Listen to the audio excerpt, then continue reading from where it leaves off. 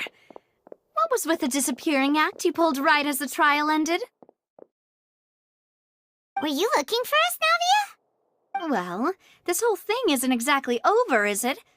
I do feel that we're getting closer to solving the serial disappearances case, though. Don't you think so, too? Huh?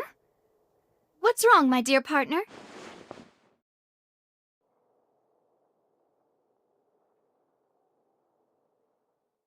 Besides, are you sure we're the ones who can crack a case that's been cold for decades now? And given that there's new evidence from the trial, there should be a trail of breadcrumbs for the Hydro Archon's people to follow now, right? Ah. I see. Well, I won't lie. I'm a little shocked to hear that from you. But I suppose you are just travelers who have only arrived in Fontaine after all. Sorry. I might have been too presumptuous. Don't say that, Navia. Ah, and we were having so much fun investigating with you, too. It was like having new waters flowing into a stagnant mire, causing new hope to spring forth, and the reflection in the murk to become clearer. Sorry about that. I'm a bit prone to nostalgia. Don't mind me. Wait, shall we have a farewell meal? You know, to commemorate our time as partners? Huh? Do we really need to get that formal? Well, guess you really did treat us as partners, huh? Well, I'd just like to have a proper ending to every important memory. That way there are no regrets later. Anyway, it would just be a meal, so it shouldn't take up too much of your time. You don't have to twist Paimon's arm. If Boss Navi is treating, count Paimon in! Oh, wonderful! In that case, why don't we return to the Court of Fontaine and head to the Hotel de Boer? I believe we'll make it just in time for dinner. All right, then. Let's have our farewell meal.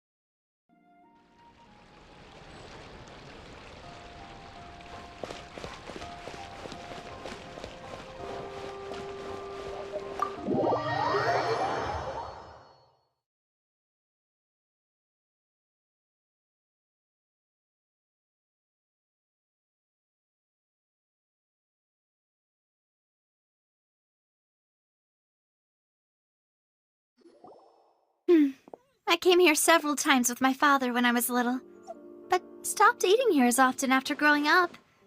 I hope the food here will be to your taste.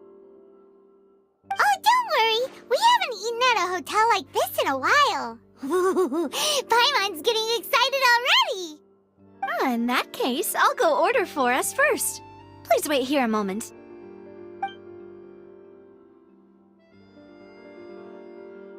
Ooh, everything looks so good.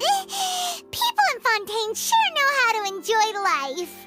Why, of course. Go ahead, try whatever you like. If the food's good, I'll make a group reservation for the rest of Spina di Rosula next time.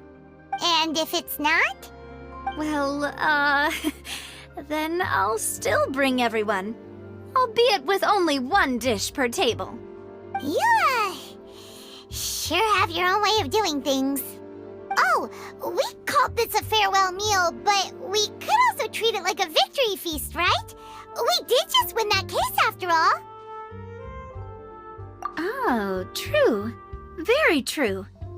In that case, boss, we'll have another 2 dishes. Huh? Paimon didn't mean that you had to order even more food. 。 . 。 . 。 . 。 . 。 . 。 . 。 . 。 . 。 . . 。 . 。 . . 。 . . . . 。 . 。 . 。 . 。 . 。 . 。 . 。 . 。 . 。 . 。 . 。 . 。 . 。 . 。 . 。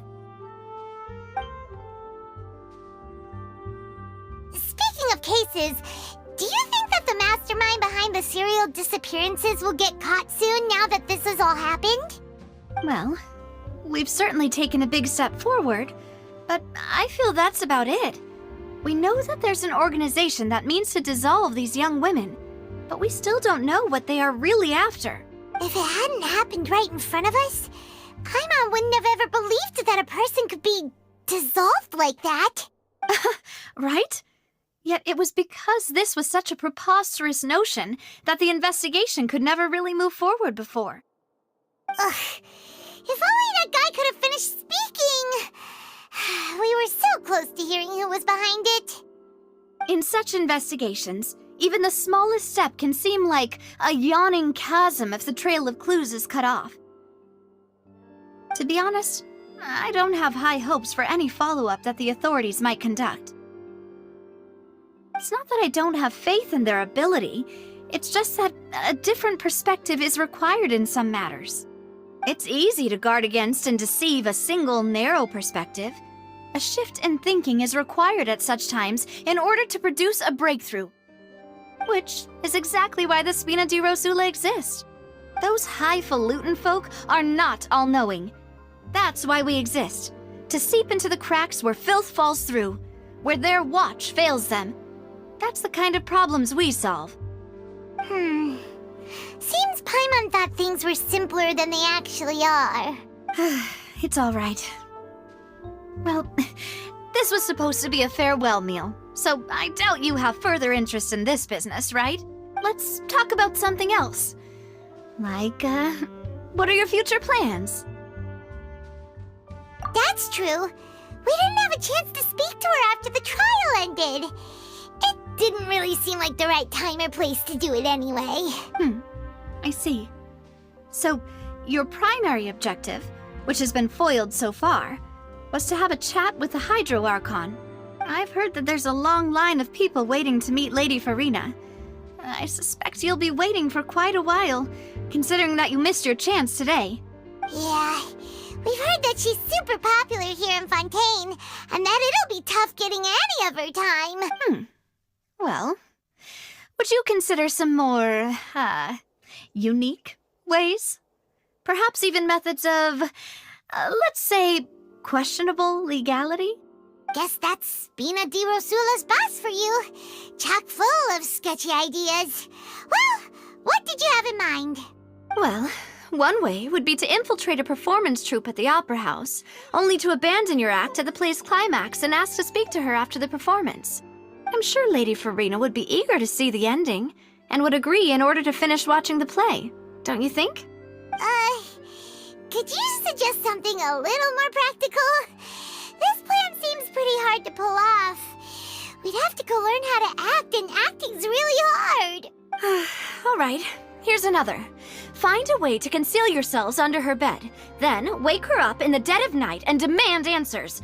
Don't let her go back to sleep until she answers all your questions. I can personally testify that this one works. When I'm sleepy, I'll do anything as long as I can finally get some sleep. That might work, but that's not really the problem. The problem is we don't want to get ourselves arrested. Ah, valid point. I overlooked that part. I was just thinking about leveraging a person's desire for sleep. All right, no more joking around. Perhaps you could... Oh, I don't know. Cut the line when she's on a break. You did defeat her in court, clearing citizens of hers from false accusations. False accusations she had nearly upheld personally. I imagine that she feels quite ashamed about the whole thing. You mean that if we catch her while she's on a break, she might be too embarrassed to refuse? Oh, that does make some sense. Why don't we give it a try after this meal? You know, strike while the iron is hot and all. Huh? Paimon, did you drink my Fanta? Was this your drink? Sorry about that. Paimon wasn't really paying attention and the cup was right next to Paimon. Would you like to order another? No, it's fine. We're just about done here. Alright. Honestly, Paimon wouldn't recommend Fanta anyway. It tastes kind of salty and icky. Is that so? Huh. Well, in that case, we'll have to blacklist the Fonta here then. If we're all finished eating, then I'll go pay. Yeah, we're stuffed. Thanks for the treat, Navia.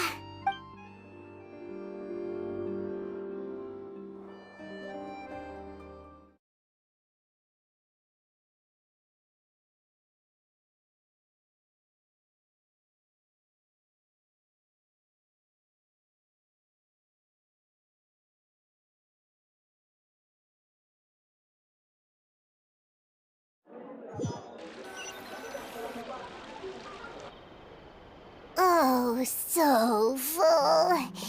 Paimon can barely float anymore.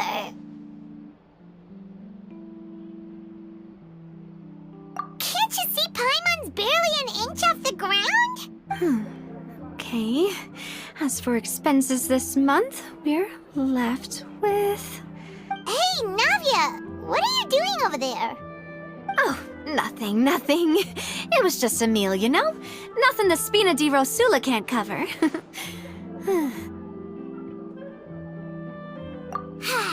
Let's get ready to try to meet the Hydro Archon again. Bye, Navia! So this is goodbye, huh? Well, if you do encounter any other trouble in Fontaine, you're always welcome to contact the Spina di Rosula. I'll give your request the highest priority. In any case, I wish you smooth sailing. I'll see you again, partner. See ya!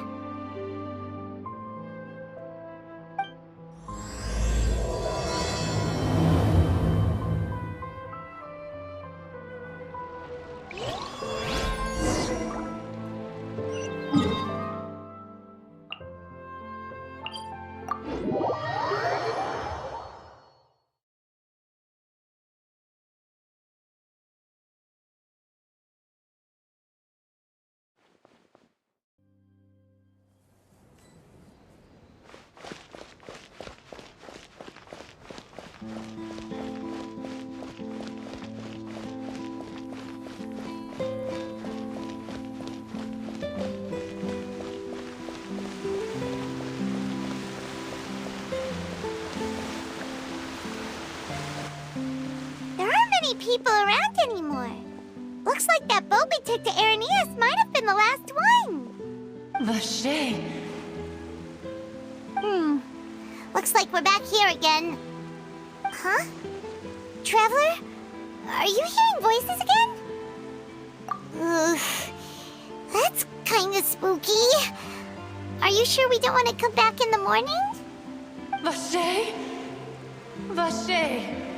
Hey, why are you still walking towards it? There might be something nasty in the water. Huh? Hang on. Paimon can kinda hear a voice. It's calling for Vache, right?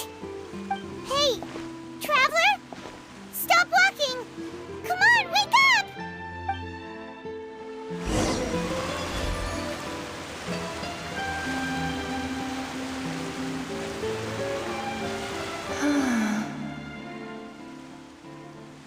Vache, are you my dear Vache?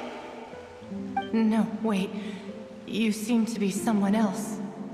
Do you know Vache? Do you know where my love is?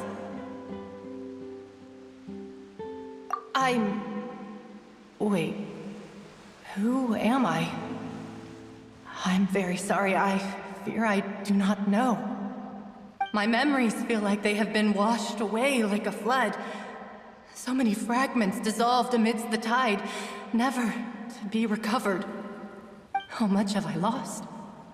How many things that I once held dear while on land have I since forgotten?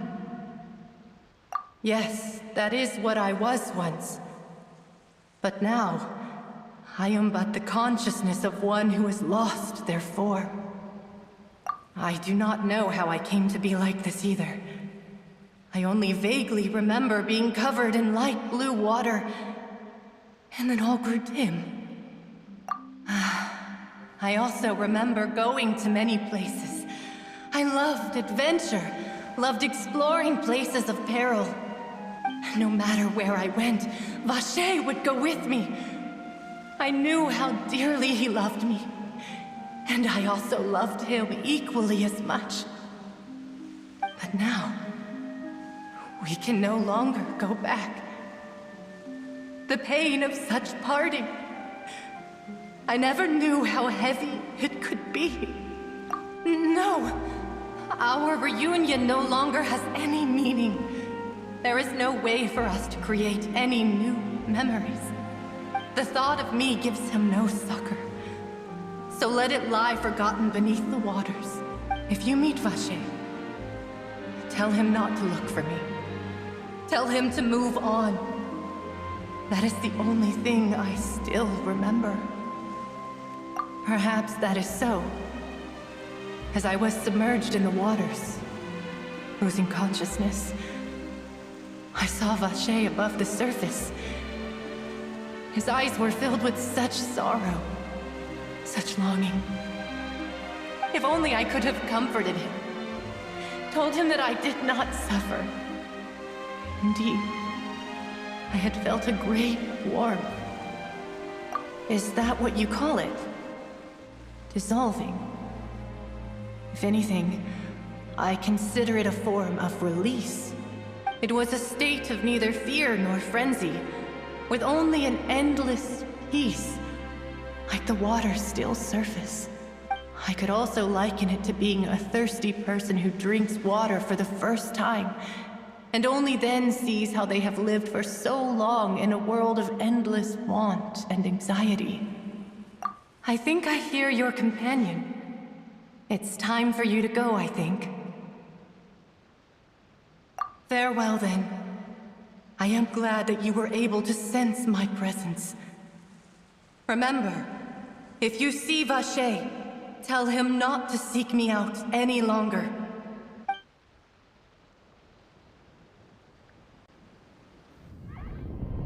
Come on, hurry! Navi is outnumbered!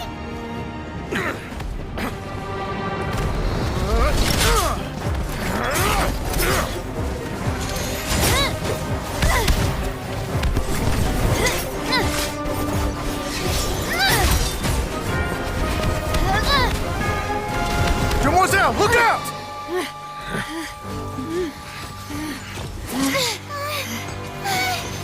Dear God, it's a whole army of Gardamex.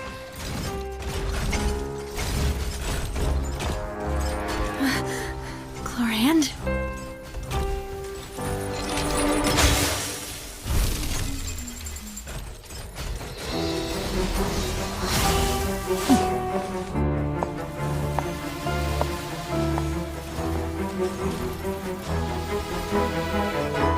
Quick, now's our chance!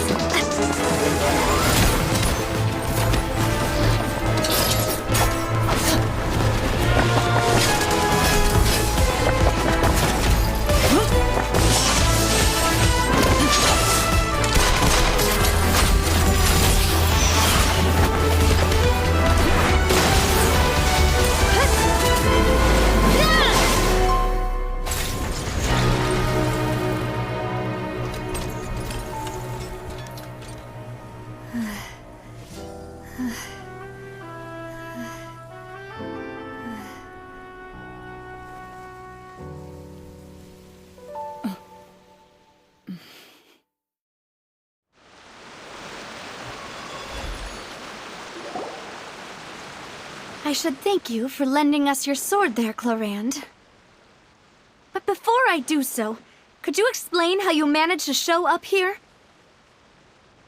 I followed you. It seemed to me that danger has followed you more closely as of late. I believe that following someone without their knowledge is actually called stalking, is it not? Mr. Callus's last wish was for me to ensure your safety, and I will not betray his trust. He would do the same, were he alive today. Do not speak of my father! Sorry, Demoiselle. I was not strong enough. Thank you for your aid, Miss Clorand, but do keep an eye out for your manner of speech.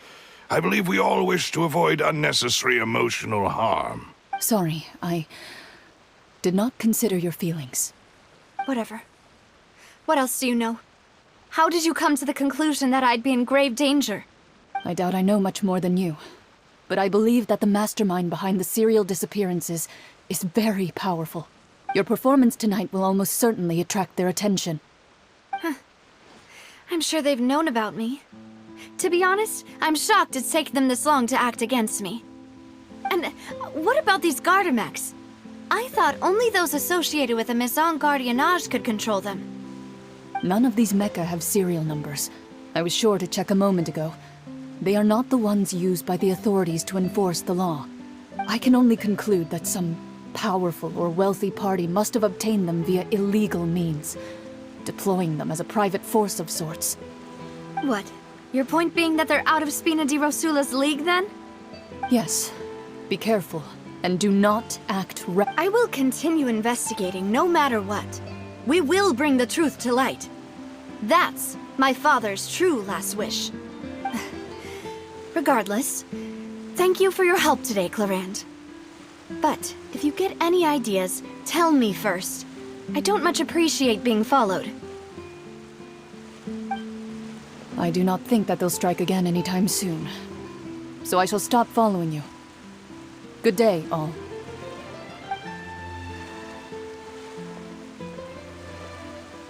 Right. I suppose that's the best news we've gotten today. Demoiselle, I believe that Miss Clarande was being sincere with you. If we tried, we could attempt to thaw relations a little. I know, she's... Oh, thank goodness! Paimon thought we were done for! Those Gardamex came out of nowhere while you were unconscious, and Nadia and her gang saved us! Oh, and there was that champion duelist named Clarande who came out to save us too! We got lucky there. Paimon probably couldn't have fought them off otherwise. Oh, come now. Forget all that polite talk. That wasn't really a farewell meal we had back there. Not for me, anyway. In truth, I hope that every meal we have together shall be a victory feast. As such, we're still partners. There's no need to thank me. It will take 50 years for me to match Demoiselle's magnanimity. If it were me, I would have joined the Spina di Rosula on account of her goodwill long ago. All right, you two. That's enough. Actually, Navia, how did you know that we were in danger? You sure did show up in the nick of time. Well, to be honest, you're the one who tipped us off, Paimon. Huh? Really? Paimon contributed somehow? Cool, Paimon's even more amazing than she thought! Yes, all thanks to you grabbing my drink by mistake. How did that help? After we parted ways, I was on the way back to one of our bases when I suddenly thought of what you said. That the Fanta tasted kind of salty and icky. Fanta only comes in sweet flavors, so how could it have tasted salty? The color of the drink, if I recall, had also been a bit off.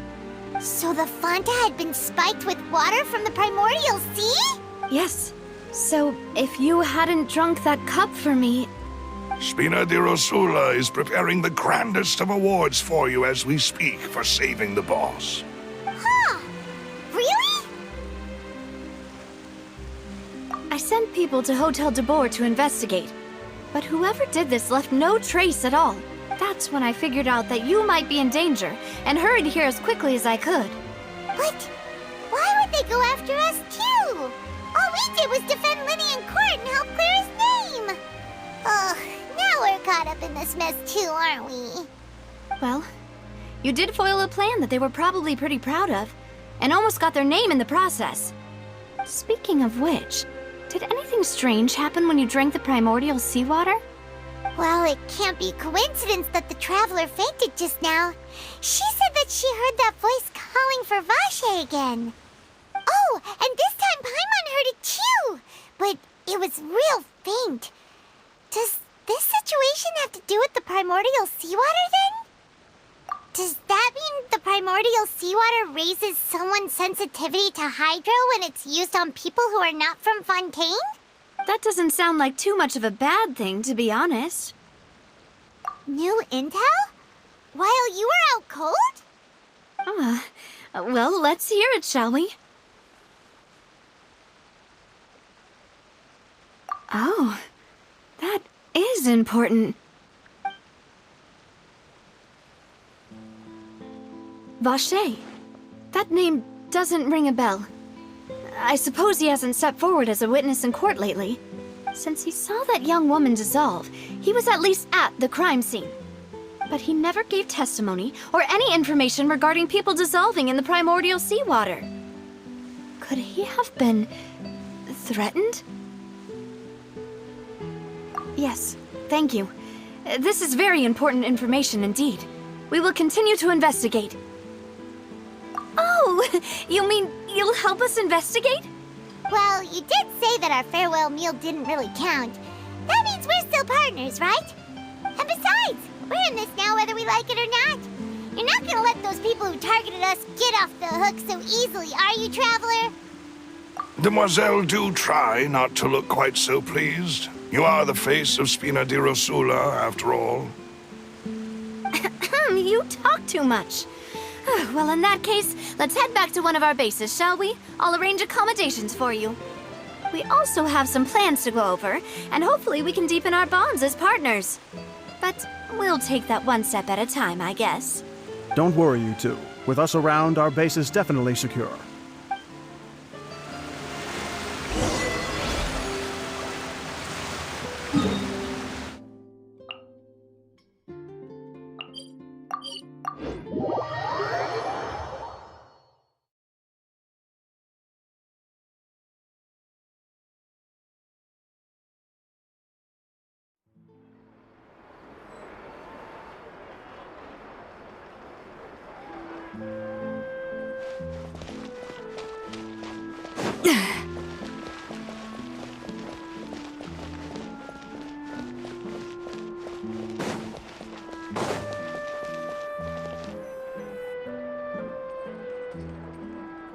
It's right up ahead, but let's make sure we weren't followed first. I've been keeping watch, Demoiselle. I haven't spotted anyone suspicious thus far. Very good.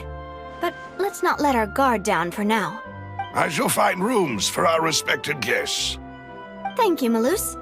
Now, let's continue, Traveler.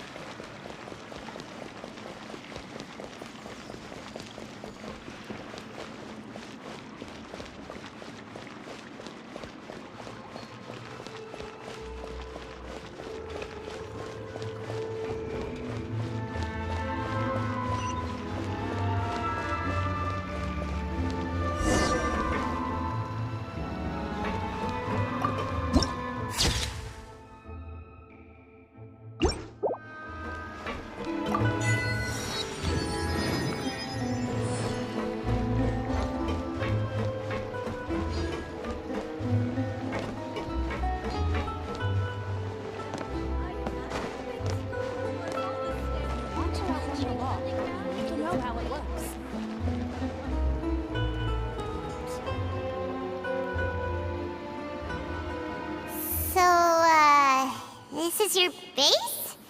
It's not quite what Paimon imagined. Your accommodations have been arranged. Under the present circumstances, I can confidently say it's the best we have. Well, our funds have been a little tight lately. After all, we don't allow illegal or unethical profiteering. In fact, our funds often come from citizenry who support us. Seems like it's tough times for everyone. But if you have the support of the people, that does sound like it's worth it. To be honest, Our financial situation was a lot better back when my father was in charge a few years ago. I'm afraid I'm not quite his equal. Your father... He was the previous boss of Spina di Rosula, right? How did he... Demoiselle, if you'll allow me to explain. No. I'll explain it myself. I suppose I couldn't run from this topic forever. And as partners, this is something I hope they can understand. My father's name is Callus.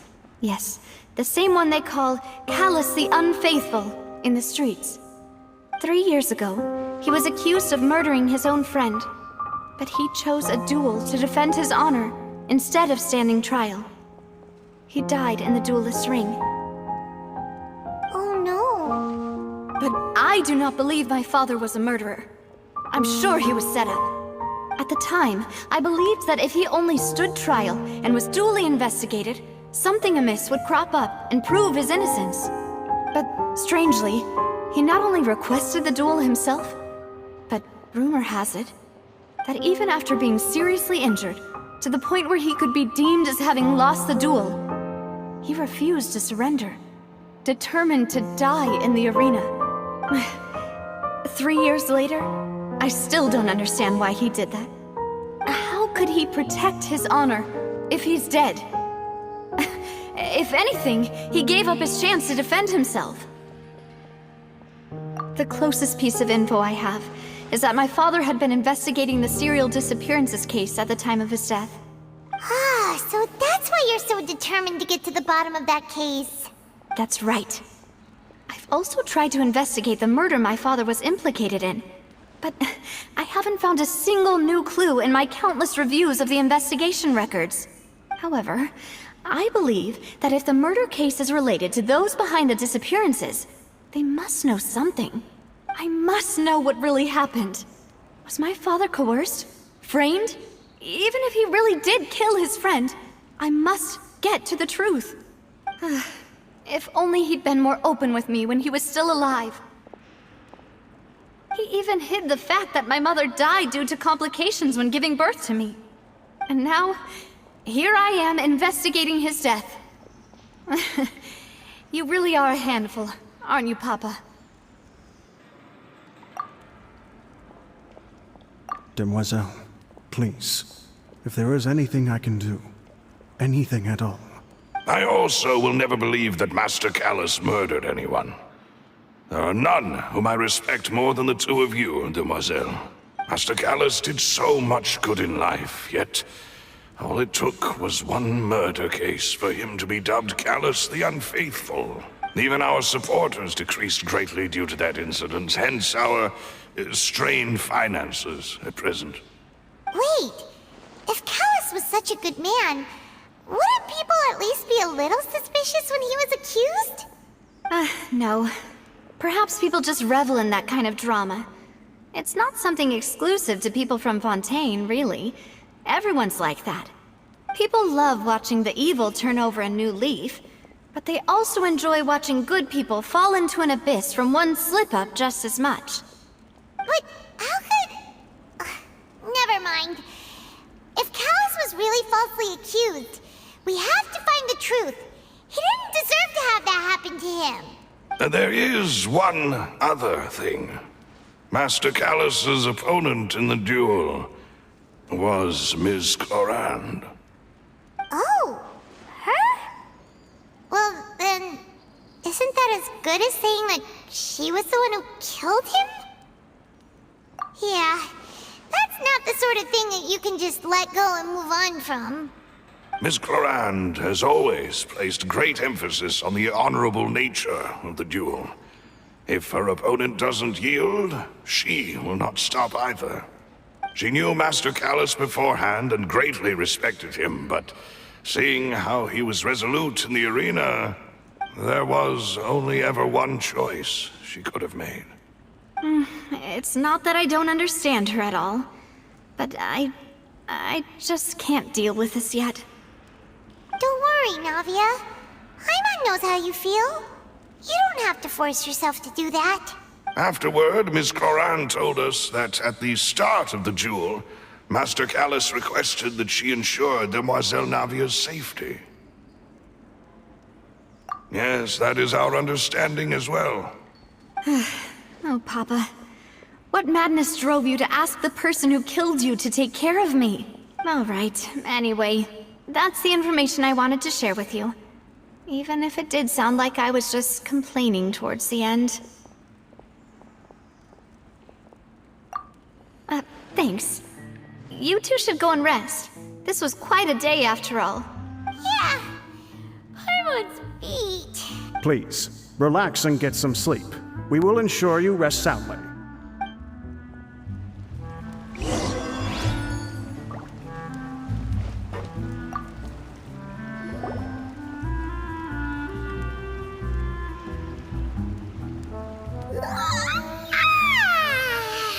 Paimon slept so well. This place feels almost too safe. Huh? Navia? Where did the other two go? I sent them back to Poisson. It's Spina de Rosula's place of origin, and where we have our headquarters. There's not much for them to do here at the moment. Paimon gets the feeling that you're just trying to get them off your back. But never mind that. When did you get back? Were you waiting here the whole time? No, I just returned after going out for a while. I did some investigating yesterday regarding the name Vacher. Wait, so you didn't sleep at all? How could I after having such critical new evidence appear? Guess Paimon wasn't speaking for everyone just now, huh? Unfortunately, this name seems to have been wiped from existence. It doesn't seem to have a match anywhere. I suspect that those behind this have already taken steps to hinder an investigation from this angle. But that does prove that this Vacher person is a key witness in the incident. Does that mean we're too late, though? No. There is one ray of hope.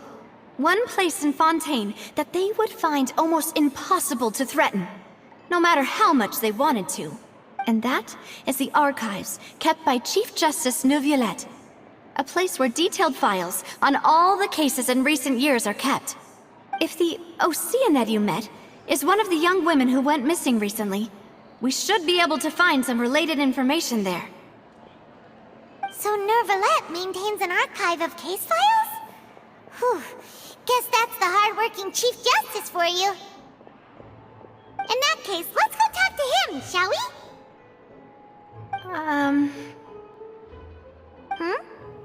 Aren't you coming along, Navia? Did you get tired? No, it's nothing. Let's go see the Honorable Chief Justice.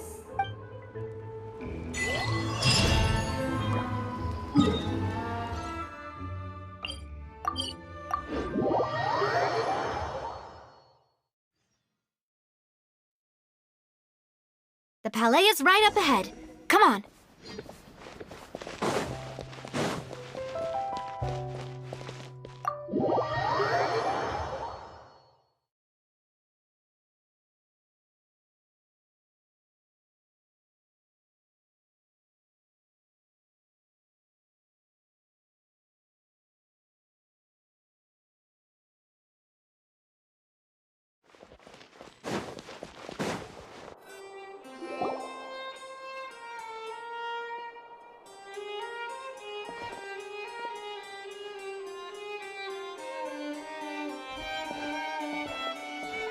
Halt!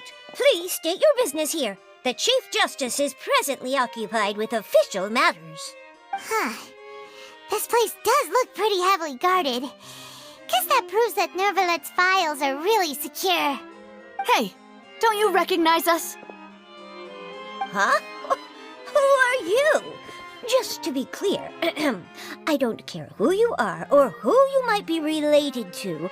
Our rules make no exceptions. See? They've got great discipline, too. Yep. Paimon can tell.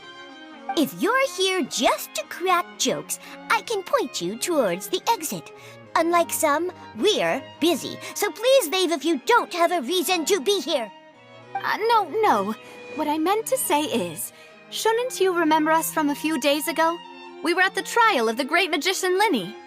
Oh, yes, I remember. I read about it in the Steambird. You must be Linny's attorneys. It's all coming back to me now. We're here today to report and archive some information on a follow-up case. Huh. Is that even a thing? Of course. Don't worry. We're here on official business. You can trust us. All right then, I'll let you through. The Chief Justice is just inside. Ah, thanks so much.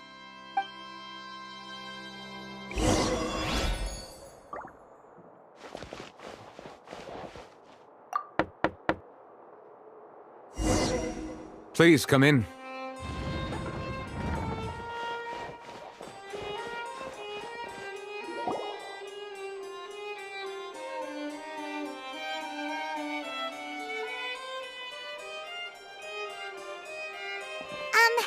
Sorry to barge in, Monsieur Neuvillette. We only lied to get in because we didn't know any other way. It's all right. Please let me know how I may be of assistance to you.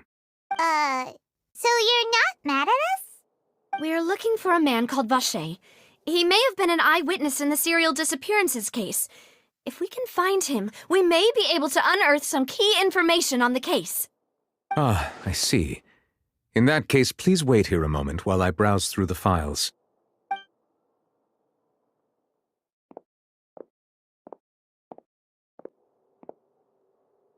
Who knew that Neuvillette would be so easy to talk to?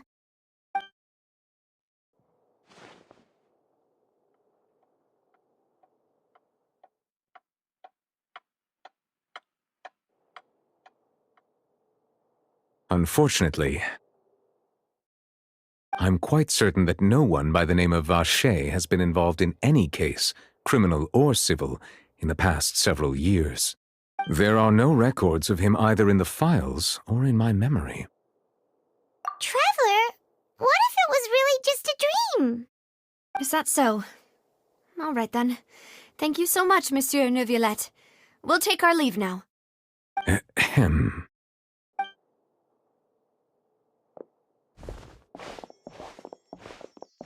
Miss Navia, I can understand how you feel. Your father, Callus, was a truly exceptional man. We deeply regret his passing. And what are you trying to say, Monsieur Neuvillette? Are you trying to console me? Extend your sympathy?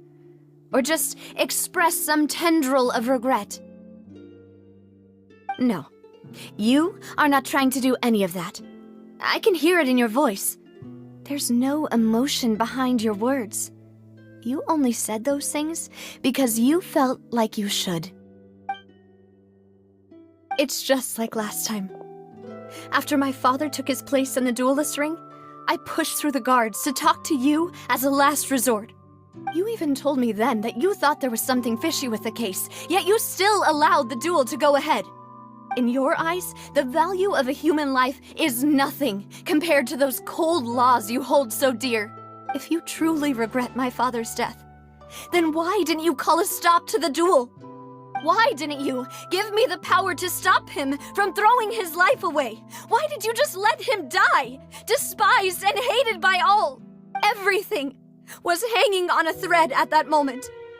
Just the tiniest effort could have changed everything. There are still so many things I never got to tell him. So many questions he still owes me answers to. If you really have no heart, then just look me in the eyes. I, Navia, will show you the true meaning of regret. I'm sorry, Miss Navia. You and my father are truly alike. You keep all kinds of things in your heart and never say a word to anyone. It's not so much that you can't feel, but that you would never express anything. Oh well. In any case, everyone already knows full well the apathy of the Chief Justice. My apologies for taking my emotions out on you, Monsieur Chief Justice. Let's go, Traveler and Paimon.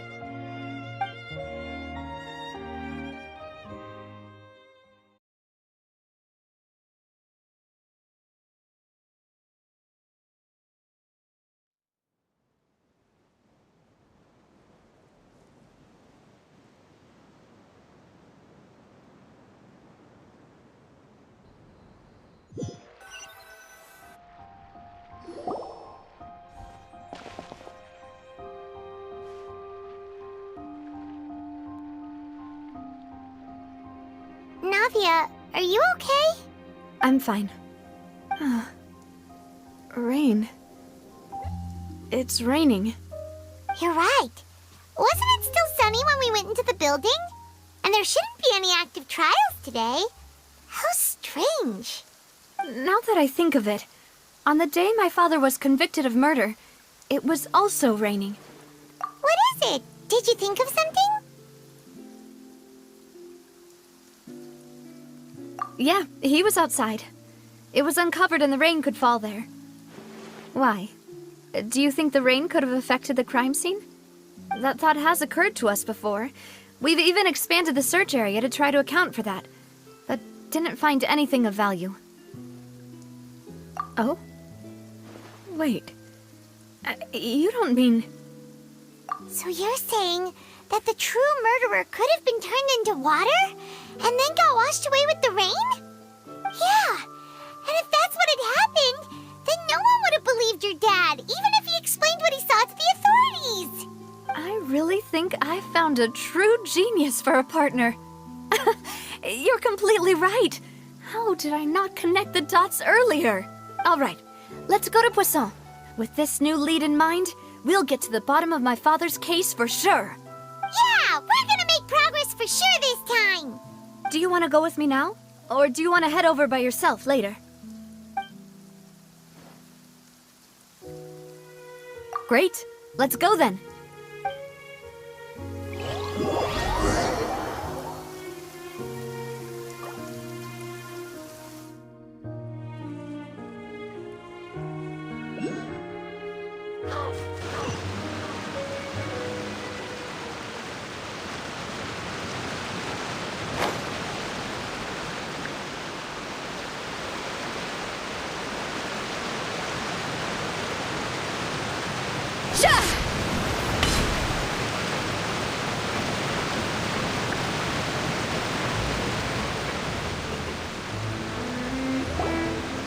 Whoa, what a huge ship!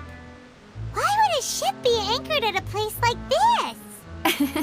There's no need to be so surprised. While it may look like a ship, it's actually Spina di Rosula's headquarters. My father was the one who asked for it to be built like this. Perhaps our taste in exterior design is the only thing we occasionally had in common. A gigantic and glamorous ship embodies discovery, opportunity, ambition, and conquest. It symbolizes Spina di Rosula's bright and limitless future. And Paimon thought you were bluffing when you said Spina di Rosula had a glorious past. Paimon was confused why a group with such a history would live in the sewers. But now that Paimon has seen this ship for herself, she's been convinced. Well, Poisson is where Spina di Rosula began, after all. It's our main base, our home.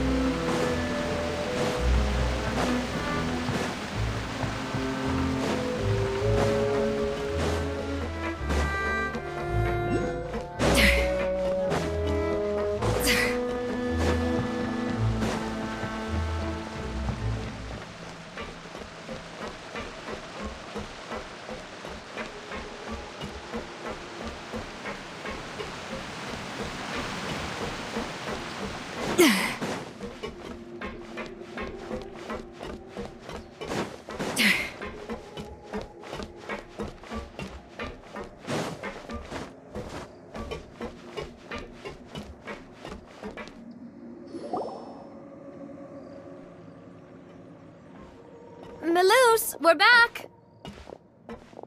Apologies for the wait, demoiselle, and our most important partners. You said before that you still had some business at the court. What brings you back to Poisson so quickly? About that.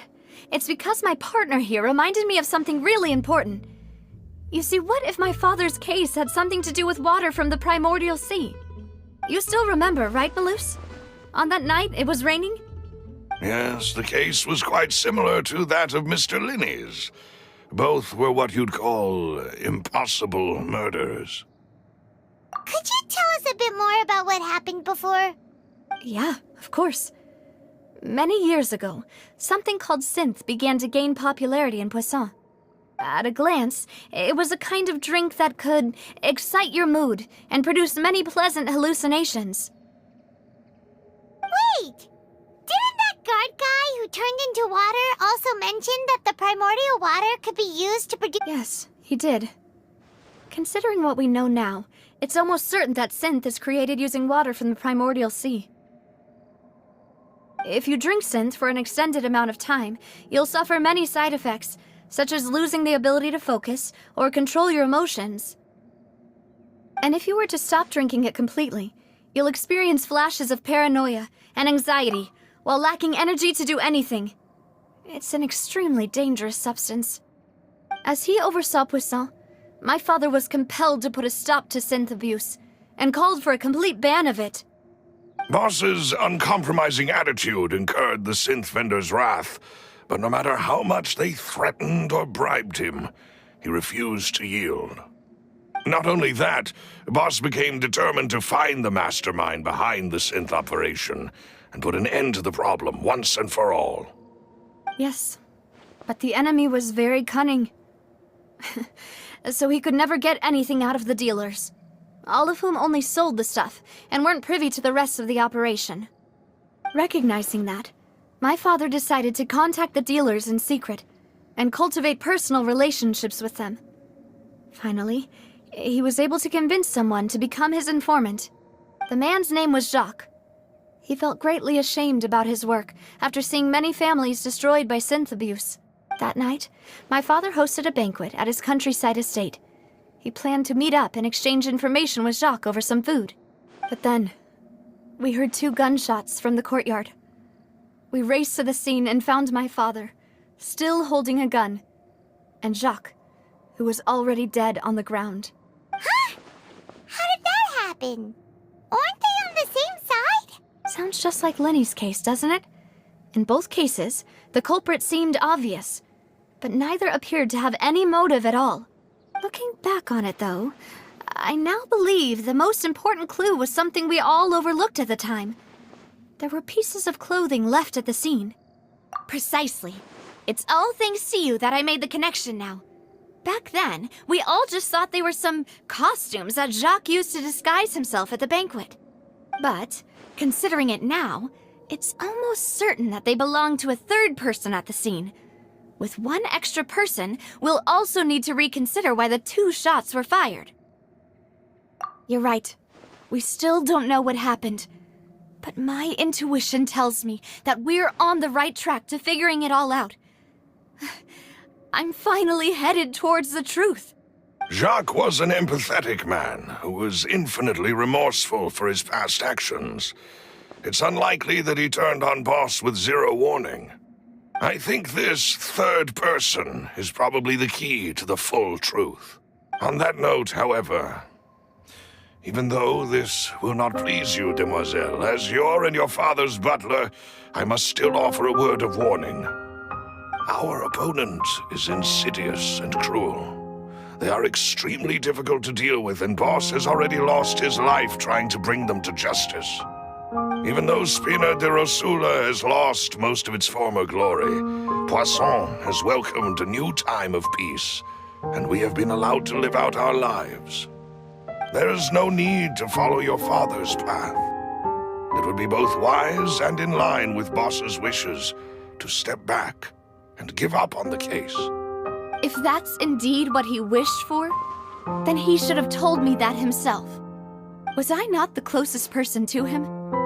And yet, I was the one most kept in the dark. What was the point of him dying without sharing any of the secrets he knew? Did he manage to protect anything in the end? Synth is still here. Callus the Unfaithful is still his epithet. And Spina di Rosula is barely getting by. Nothing has changed. Did he think I'd just accept his meaningless death and live out my life just as meaninglessly? I've never accepted that. Ever. Not since that day, and certainly not now. I want to find out the real answer for everyone's sake. For the missing girls, for the victims, and for myself. Navia. This is indeed the best moment to act. Your partner appears to be quite reliable, and more importantly, demoiselle, I think you're also ready to take this on. So you do know something else, Malus? Yes, I do. In fact, even before that banquet, Boss already knew of the connection between Synth and the serial disappearances case. But what drove all the tensions to the boiling point was the revelation that you, demoiselle, had been selected as the next target to disappear. What?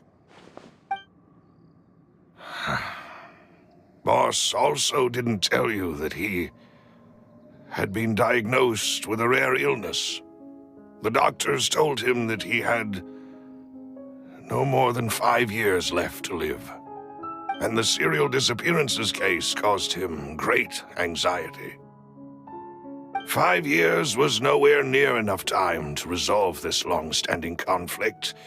But once he passed away, all the danger would pass on to you. Knowing all of this, he decided to use one final intimidation tactic before his death. He claimed to have already gotten his hands on some key incriminating evidence for the other side, and even told some members of Spina di Rosula about the details. But as long as you remained safe, he would not share the evidence with the public. If something were to happen to you, then he and all those he told would immediately expose all they knew about Synth and the disappeared victims. Right, so nobody would be able to get off scot-free. As we've seen, Boss's tactic has worked. Even though Boss has been gone for a long time, the other side has not tried to take Demoiselle's life. No, I don't believe it. He never appeared to look sick to me. No father wants their daughter to see them weak and haggard, especially someone as proud as Boss. To him, dying in a duel and suffering lasting dishonor as the unfaithful were still far preferable than losing face in front of his daughter. So he chose to die in silence, so that he could protect me. I'm afraid you're not understanding this correctly, demoiselle. What Boss wanted to hand to you was not a parasol, but a sword. If Boss's spirit could hear you telling me that you want to find the answer for the sake of everyone involved, I'm sure he'd be extremely proud. That fool. Couldn't he have just given it to me straight? No. He might have set up everything precisely because he never thought I'd be able to understand him. Is that the amount of confidence he had in me? And what if I was never able to make it to where I am now? Yeah. I suppose that's true. With the way he'd set things up, if I had wanted, I could have just lived out my life without a care in the world. But thankfully, he rarely talked to me about complex matters, and thus understood little of me as a person. In this case, he really didn't need to give me an easy way out. Malus, what was the key evidence that he shared with you? It's the location where Synth is produced. Essentially, it's the enemy's headquarters. When he was threatening the enemy, Boss didn't share the specifics of the incriminating evidence he found. But if you want to use it against the enemy, you'll still have to take several things into consideration. Why? If we know where the place is, can't we just go storming in? You mustn't forget that we're fighting against a mysterious and dangerous organization that's been in operation for decades. There's no telling what might be lying in wait at their headquarters. We also have no idea what kind of evidence we may be able to find inside, nor what people we may be able to capture. But a single visit to their headquarters would be tantamount to a formal declaration of war. The worst case would be that we leave empty-handed, but also open ourselves up to full retaliation. Then, in that case, why not work with the Fontaine authorities? Well, you saw one of them dissolve during Mr. Linney's case. we have no idea just how thoroughly they may have been infiltrated. That's true. Seems my father really had no choice. But things are different now. It should be a lot easier to prove the other side's guilt, now that we've connected Synth with the disappearances case. You sound like you've put a lot of thought into this, Maloose. I am the butler, after all. I live but to serve the boss and Demoiselle's will. I've always been willing to take on any kind of risk for your sake. But considering my relative lack of ability, I've spent my time keeping secrets, performing basic investigations, and waiting for the right time to come. Thank you for all of that, Maloose. Have you discovered anything new in the past few years? Let me think. One conclusion I came to was that the enemy must be quite familiar with Spina di Rosula, or at least have an informant planted here. When I announced orders to the organization's members on Demoiselle's behalf, I used to deliberately keep a few people in the dark and observe the reactions of the synth vendors. If the vendors didn't change their plans, then the individuals informed of our orders must be innocent. If the vendors packed up and fled, however, then someone must have given them the news. After several rounds of testing and investigative tracing, I've narrowed the suspect list down to 3 people. The first is Florent, Spina di Rosula's senior advisor. Huh? Florent? Yes, surprising, isn't it? He was one of the people Boss trusted the most, which also means that he was someone who understood Boss really well. Thanks to his position within Boss's innermost circle, he always knew our upcoming plans and could thus avoid capture this whole time. There's someone else like him too. Marcel, the head of Confrérie of Cabrières. Uncle Marcel. It's a guild in Poisson. Boss helped it to grow to its current size and prominence. In the beginning, they were only reselling some daily goods, but now they're one of the richest guilds around, with a lot of business connections in the city. So, they're like a sister organization of Spina di Rosula? Yes, you can say that. When we were fighting against the synth dealers, they provided us with plenty of support. It's a bit difficult to imagine someone using their own money to hunt down themselves. The final suspect is Thierry, the man responsible for coordinating information between Spina di Rosula and the guards. Although the guards mostly leave us to our own devices, there are still many activities we have to report to the local authorities. Since Thierry is always in the know about our current activities, he could theoretically always plan one step ahead. I see. These are all people who I communicate with quite regularly. To think that the enemy we've been fighting against has been right next to me all along, among those I trust the most. It's almost too hard to believe. If you want to investigate them, please take every precaution to not alert the quarry.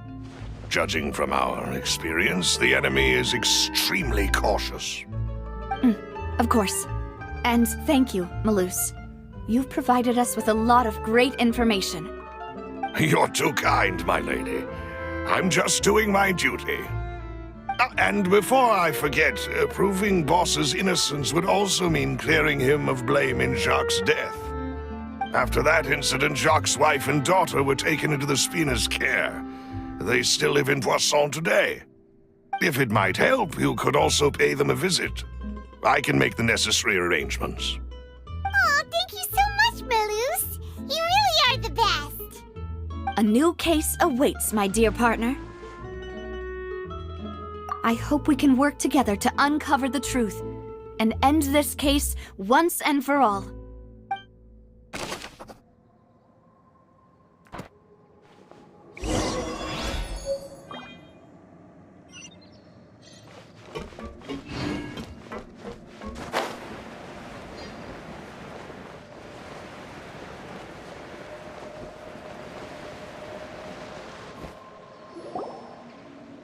It is settled, then. Please excuse me, and enjoy your conversation at your leisure. Thank you for arranging everything for us, Malus. Excuse me, miss. Do you need anything from us? Hey, Navia's all quiet. This isn't like her at all. I'm sorry that I only came to visit after all this time.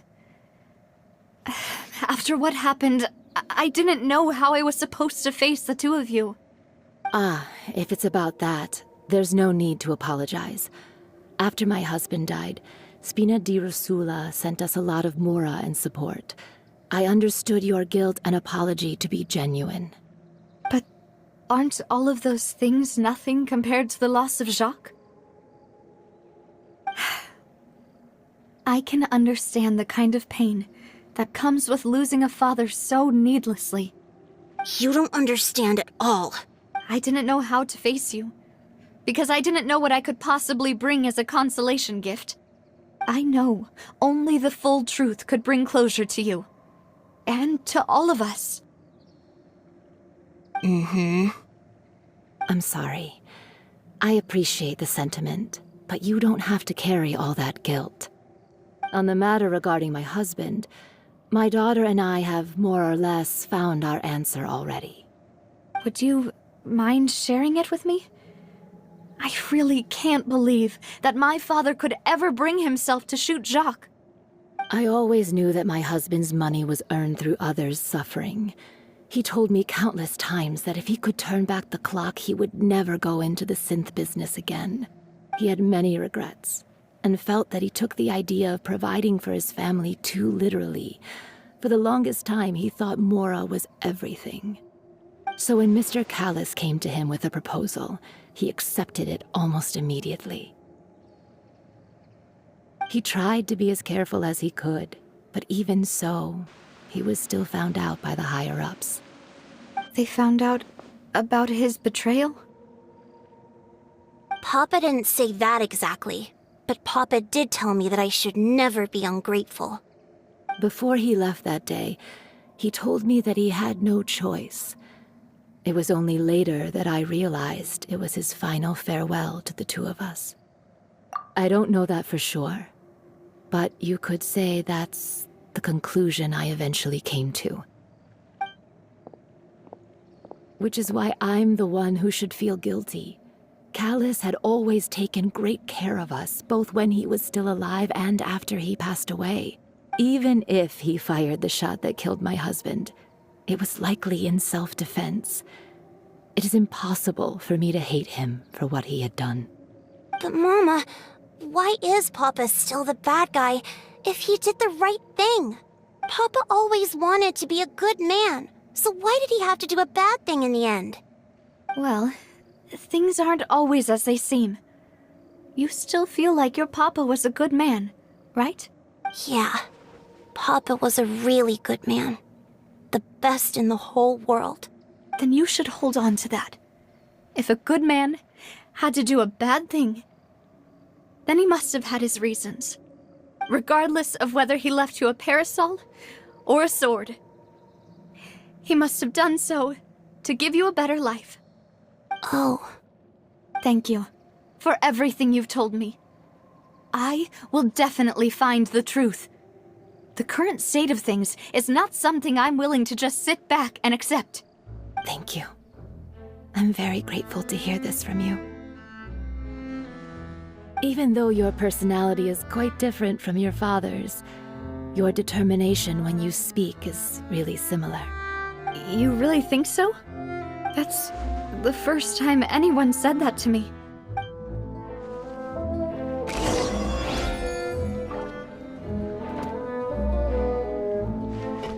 Are you okay, Navia? I'm fine. Don't worry. Let's investigate the 3 suspects next. Florence should be nearby, and we should be able to find Thierry and Uncle Marcel in the city.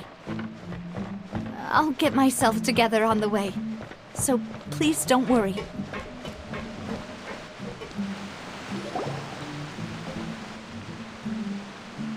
Greetings, boss. How may I be of assistance today? I'm sure you've heard about what happened at the Opera House? Someone got turned into water right in front of us. Yeah, I've heard. With something that dramatic, I'm sure journalists will milk it for all it's worth. And it'll be all the talk for the next several weeks. It also reminded me, on the day that the incident happened with my father, it was raining outside, and we found some clothes left at the scene. After my partner here put the dots together for me, I feel like we should try to reopen his case. Can you do me a favor and try to recall what happened that night? Let me think. Mr. Callis was feeling pretty upbeat that day. So he was drinking and bantering away with us at the table. After that, he told us that he wanted to go get some fresh air. So we let him go without thinking much of it. Who knew that we would hear 2 gunshots ring out right after? My first reaction was that Mr. Callis's life was in danger. So I grabbed my holster and made a mad dash toward the scene. But when I got there, it was already too late. Mr. Callis was standing over a dead body with a gun in his hands. All we could do was look back and forth at each other, not knowing what to say. So you also remember 2 gunshots then? Indeed. The guards said that the first shot didn't hit anyone, while the second killed Jacques. But I've never really bought that explanation. Reason being, Mr. Callis had left his gun on the table. I even made sure to confirm that before running to the scene. But according to the guards, that doesn't mean he couldn't have had other guns on his person.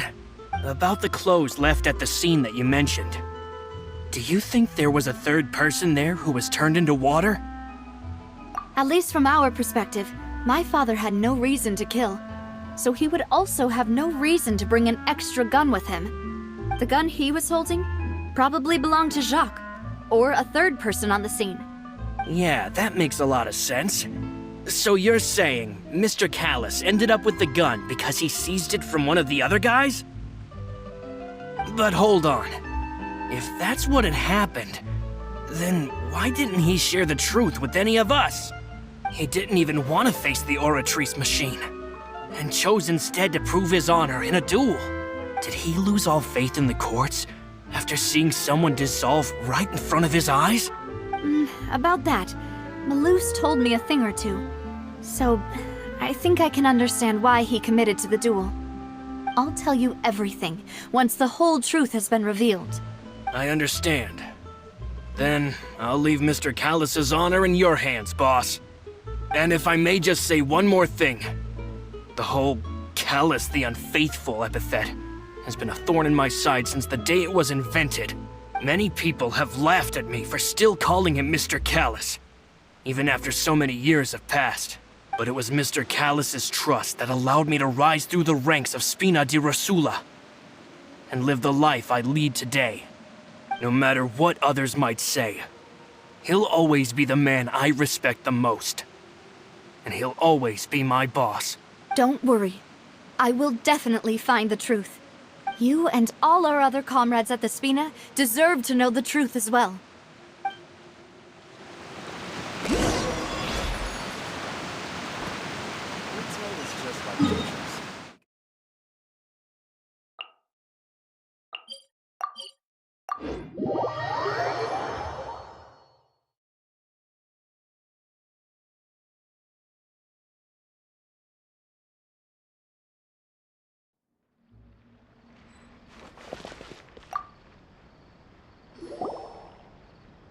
Hey, Thierry, it's me. Oh, now, what brings you here, Miss Navia? I've heard that you made quite the name for yourself at the Opera House. Oh, so you've got news of that already. Oh, okay. Hey, I'm also a member of the Guards, you know. The way you make it sound, people would think I was sent off to Poisson because I had done something wrong. Are you sure there isn't a little bit of truth in that? Under normal circumstances, shouldn't you have been called back to the city already? I mean, where I work is really up to me. Let's just say I enjoy the ambiance of Poisson. Callis did a fantastic job running the town, building Spina di Rosula from the ground up and clearing many obstructions in my way. It would be next to impossible for me to find a similarly easy but high-paying job in the city. Anyway, enough chit-chat. Are these two friends of yours? You, here for some formal business? Yes. These two are my partners. What happened at the Opera House made us realize that Linny's case and my father's may be related.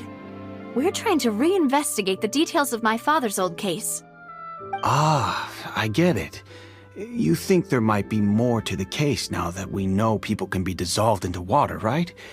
I was also flabbergasted when I first heard of it. If you want to go through the original files from your father's case, I can help you look for them.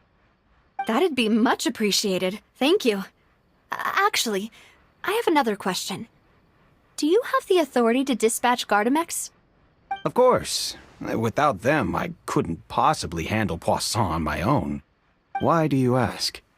We definitely can't use them to forcefully get more evidence for your father's case. Well, you see, just recently, we were attacked by a horde of unnumbered Gardamex in the city. So, if you hypothetically wanted to do something against me, all you would need to do is get rid of the mecha serial numbers and send them after me. Then you think too highly of my abilities. Dispatching mecha is very different from controlling them. If I had to make an analogy, when you order a dish, the chef will make it for you.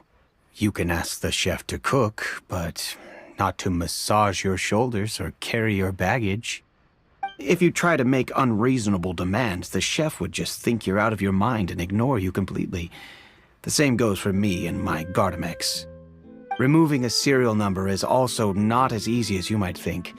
There are a lot of complex steps to it, and it's almost impossible to keep it a secret. So I can promise you, those mecha were definitely private units. They're certainly not cheap. So, whoever their owner is must be super rich, powerful, or both. Now that you mention it, though, being in the synth business would definitely be profitable enough to afford this. Oh, then you're officially in the clear, Thierry. Oh, thank you for the vote of confidence, Navia. Jokes aside, I'd like to wish you all the best with your investigation. I'll be staying in the city for a little while, so just come find me if you need any support from the guards.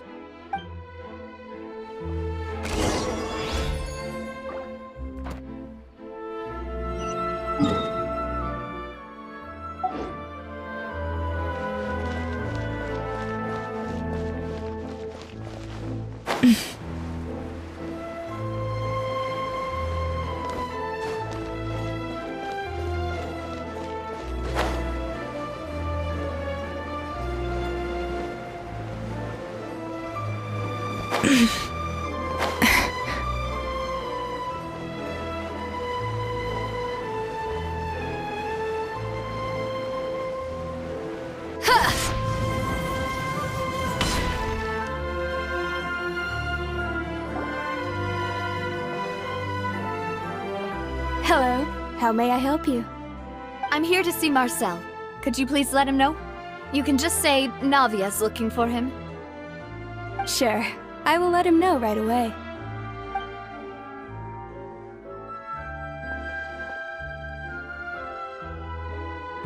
Navia, hello. Sorry to keep you waiting. I'm not as young as I used to be, so my legs are giving out a bit. Oh, it's all right, Uncle Marcel. There's no need to stress. I just wanted to talk to you briefly about what happened in the Opera House. I'm sure you saw everything too, right? Yes, I've never seen anything so strange. Oh, you were at the Opera House too? That's right. I went there with Navia to see the magic show. Who knew it would turn into a whole murder mystery? I also witnessed your marvelous sleuthing work. Quite impressive.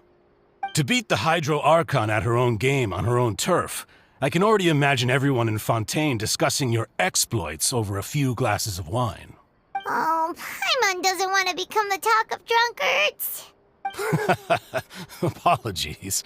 It's just how Fontaine is as a nation. Everyone loves drama and theatrics. Uncle Marcel, you've also noticed that other thing, right? The fact that humans can dissolve in water? Yes, I was reminded of your father's case right away. Is that what you're investigating now? Exactly. I still don't have much solid proof, but I can sense that the other side has already begun to act. Oh, and what makes you say that? We were attacked on Araneus by some unnumbered Gardamex. And there was also an attempt to get me to drink water from the primordial sea. If not for the vigilance of my partner, I probably wouldn't even be here talking to you right now. Oh, you're giving us too much credit. Wasn't it you who protected us? Alas, it seems things are heating up again. The peace that Callus sought so dearly will soon become a thing of the past. But rest assured, Navia, Poisson will always remain a safe haven for you. If you're scared, you can always return there.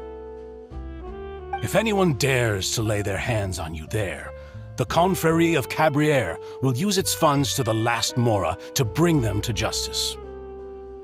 Thank you, Uncle Marcel. But I don't intend to go into hiding. I'm going to strike while the iron's hot. Do you have any new thoughts on my father's case? About that. Sorry, my age is catching up with me, so it'll take me a while to recall my memory. The Confrérie was responsible for that banquet, so I was out and about the whole time making sure things were running smoothly. I didn't even have the time to drink with the guests.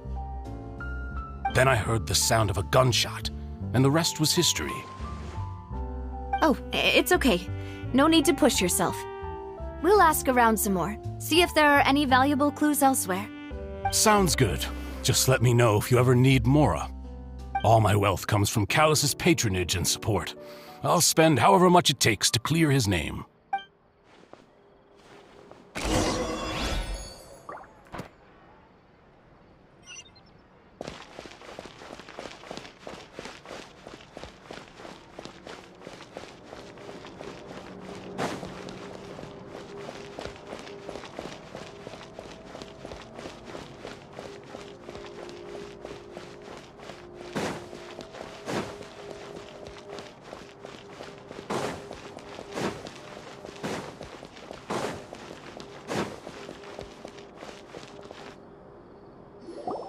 We've talked to all three suspects, purely based on their conversations with me. None of them sounded particularly suspicious. I suppose that's to be expected, though. If a single conversation's all that's needed to find them out, then my father wouldn't have needed to investigate the case for so many years. Anyway, even though we didn't make a breakthrough, let's still compile what we were able to find. But where should we start? Ah, you're right! Florent mentioned that Callus probably only ended up with the gun because of circumstance. That makes sense. According to Jacques' family members, he already told them that he had been discovered, and that he had no choice before he left home that day. If I had to guess, he probably received an order from the synth boss to kill my father. Had he refused, he and his family's lives would have been forfeit. So, Jacques fired the first shot?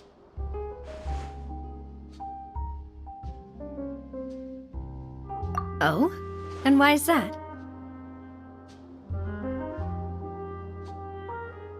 Ooh, that's a good point. Jacques probably already knew that he was just being used as a tool for murder. And once he had completed his mission, he'd be of no more use to his boss. So, what would make more sense from his perspective would be to turn his back on the Order and seek protection from my father. Makes sense. But without evidence, that's still just a theory. Besides Jacques, the attack from the Gardamex has been bothering me quite a bit as well. It's obvious that our enemy has become more antsy after the secret of the primordial seawater was revealed. Do you think he knew, even then, that we'd follow this lead to the end? Given everything that's happened since, it's quite possible. But who among the three suspects would have the ability to control privately owned Gardamex? Uncle Marcel? My father did really trust him. And they worked together on a large number of projects. Maybe that's how he got to know Jacques. And with funds from the Confrérie, he could also afford a large number of Gardamecs. It's still really hard for me to imagine, though. After all, Uncle Marcel has been around since I was just a child. Also, wouldn't this mean he has been spending a whole lot of mora and energy to fight his own synth business?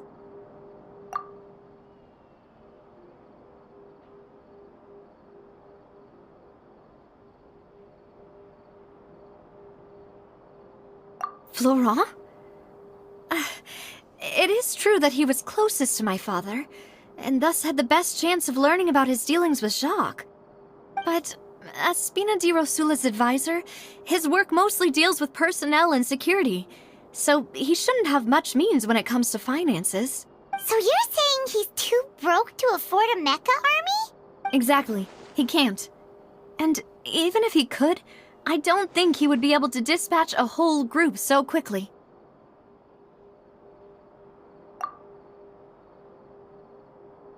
Thierry, you say? Huh. It is possible that he's figured out a way to convert the Gardamecs for personal use. But I didn't feel like he was lying when he was talking to us about the mecha. I also don't think he'd be able to keep that kind of tampering under wraps. Yeah.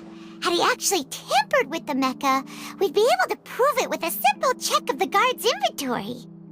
If the mecha were taken from the guards, it should be pretty easy to find out when and how that happened.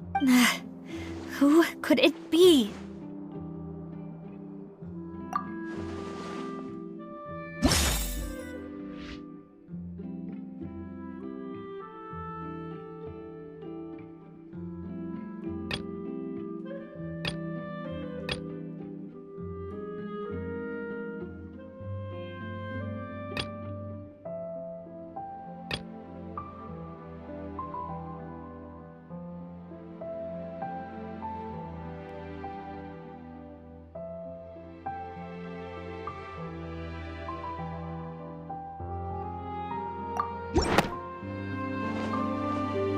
You know, if you think everything through, Uncle Marcel is indeed the most suspicious of them all. Could we be missing other suspects? Malus didn't know about the people turning into water thing when he narrowed it down to these three, did he? Malus has always been very reliable, and his judgment of others' trustworthiness has been fair and well considered. When he laid out his case for the three, the rationale he gave me made a lot of sense as well. The suspect is knowledgeable about the Spina's internal affairs, has the means to dispatch Mecha to assassinate us, and possesses significant intellect and foresight. Even if I don't want to believe it, I'm starting to see how things could all tie back to Uncle Marcel. Well, we still have another trump card on top of all the theorizing and speculating. Yes, Malus did say that charging straight in there would be extremely risky. But we don't have any other options right now. We need far more solid proof before we can hope to go charging in on our enemy. Navia, here you are. Oh, I've been looking for you. Huh? Aren't you the guy from the guards? Did something happen? Yeah. News came from Irenaeus just after you left. We've got another trial on our hands. Wasn't that place built specifically for holding trials? What's so newsworthy about this one? I know. But they said the person they're putting on trial is a Fatui harbinger called Tartaglia. What? Is that someone you know? Yeah, we know him. Maybe even a little too well. Well, he's been accused of being the true culprit behind the serial disappearances case. It's absurd, don't you think? Wait, how? None of our investigations have had anything to do with him.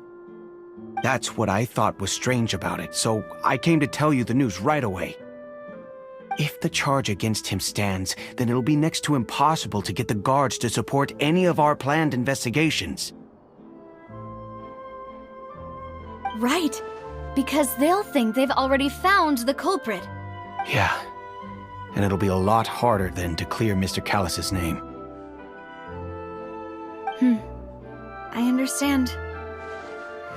Well, partner, what do you think we should do? We still haven't found... Huh? Split up? What do you mean? Just as expected of my partner. Since this is a trial about the serial disappearances case, the culprit's attention will be focused on Irenaeus, leaving his home base wide open. You're right. This is our best opportunity. All right then, let's do this. I'll stall them at the Opera House and charge Marcel as the true culprit. I won't have any chance of making that charge stick, though, unless we find more evidence. It'll be up to you to make it back in time and hand the decisive evidence to me. We'll help you, just like you helped us in Lenny's trial. Demoiselle, please allow us to accompany you. I'm ready. Malou, Silver, when did you two get here? We heard that you'll be leaving Poisson and figured that you might require our assistance. It's our hope that your confidence will be bolstered with the two of us by your side. Thank you so much. Then, let's make haste for Irenaeus. Paimon, Traveler, I'll see you at the Opera House. See you then!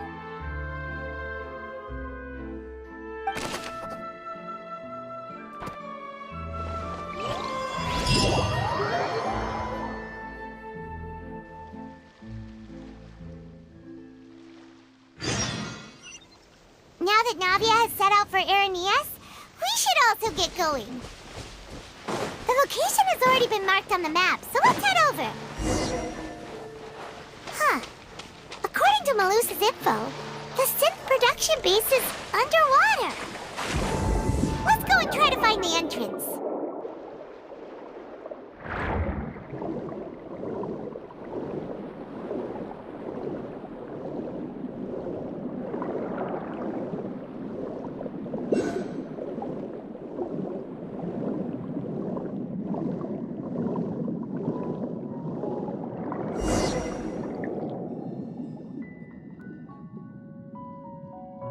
Finally found it! Huh. So this is the entrance that leads to the synth production base. It sure doesn't seem out of the ordinary at all. Ah, you're right. An important place like this is bound to have a ton of protective measures and mechanisms. Navia's probably arguing up a storm right now to stall for us.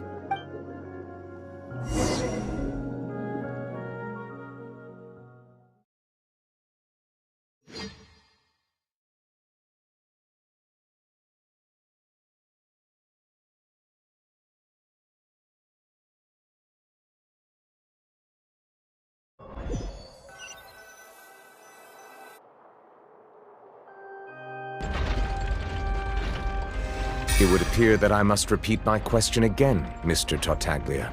Do you accept the charge that you are the true culprit behind the serial disappearances case? To be perfectly honest, I don't understand your country's complicated court system, or the reason why I'm being charged with something I've never even heard of. However, I did hear that people who have been charged can choose to participate in a duel to clear their name. Is that right? In which case, as long as I accept the charge, I can have an all-out fight with that champion duelist Clorend, right? I've got to admit, that's one of the most enticing offers I've ever received. When I privately sparred with her last time, she was obviously holding back. Real disappointing. Hey! Don't you understand? You're currently the prime suspect for a major case. This isn't the place for you to be looking for fights. Oh? Sounds like the Hydro Archon wants to lecture me on the ways of the Opera House. Then why don't you duel me too? I'm the kind of student that learns best in the heat of battle. No. That's not what I meant. Alas, it would appear that communication with the defendant is going poorly, and we have made very little progress. In that case, let me explain everything from the very beginning again. The goal of this trial is to determine the culprit behind the serial disappearances case. That case had nothing to do with him! You've got the wrong man! Huh? What's going on? Why is she interjecting again? I told you it couldn't be one of the Fatui harbingers. Miss Navia, this is the second time you've interrupted the court proceedings. I only tolerated your behavior last time because you were able to provide the court with a key eyewitness. But that was an exception rather than standard court protocol. I can very well charge you with contempt of court for your interjections. Oh, please. Did you ever think I had any respect for this place's pointless theatrics? We can put that discussion aside for now. I'm not here to argue with you. I'm here to charge the true culprit behind the serial disappearances case. And if my charges prove true, then Tartaglia here will be proven innocent by default, correct? Oh, a young lady has charged in and offered to clear my name. How fascinating. Well, I'd gotten half bored to death by all these rules and procedures anyway, so I'll take you up on that offer. So, Your Honor, is there nothing else for me to do now? You may take a seat for now in the audience, but that doesn't mean the suspicions against you have been lifted. Now then, Miss Navia, who is the person you would like to charge instead? That person is...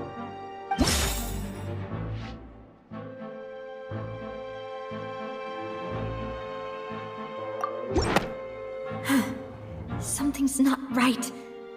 Let me think for a little while longer.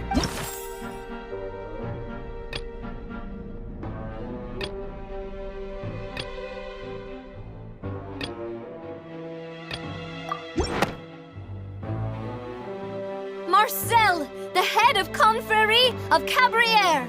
Huh? What confrérie? Never heard of them in my life. I've heard of them, but weren't they Spina di Rosula's sister organization? Oh, is this going to be a friends to enemies type situation? Please let me remind you, Miss Navia, that charging someone is an incredibly serious matter. Committing to the charge also means taking on the legal responsibilities associated with it. And if the charge fails, depending on the circumstances, you may also be charged with the crime of making a false accusation. Knowing this, do you still wish to charge this man? Yes, I do. In that case, I declare the charge to be valid. Miss Navia and attorneys, please take your places on the court. Members of the guards, please contact Mr. Marcel right away so that he may stand trial.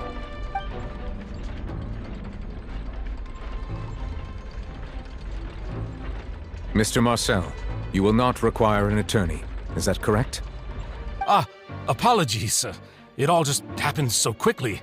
I still haven't figured out what's going on. I think an attorney won't be necessary. This is probably just a misunderstanding between me and Navia. Very well.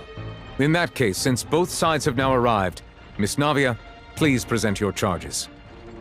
I would like to take everyone back to 3 years ago, to the case of Childe the Unfaithful. Only through elucidating what really happened in that case can we connect all the dots for the serial disappearances case. Navia, do you really think that I was the one who killed your father?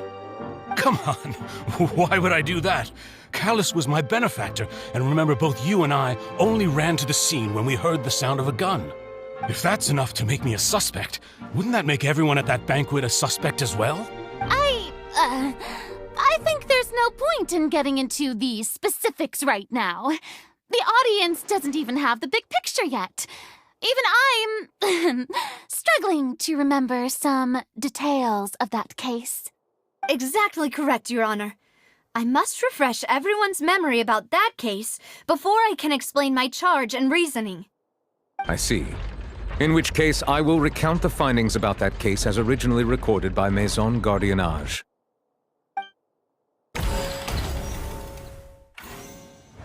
On the day of the murder, Spina di Rosula hosted a large banquet in a countryside estate owned by the Confrérie of Cabrières. During the banquet, all attending guests heard 2 gunshots from the courtyard. When the guests arrived at the scene, they found the primary suspect, Childe, holding a gun, while his acquaintance, Jacques, lay dead from a gunshot wound. The guards' investigation did not recover any other firearms from the scene. As a result, they concluded that the suspect's first shot must have missed, while the second must have taken Jacques' life. The suspect did not dispute this conclusion, and also declined to defend himself in court. Instead, he chose to prove his innocence through a duel. Callus was defeated by champion duelist Clarand in the ensuing duel, and soon succumbed to the injuries. These are the known facts about the case.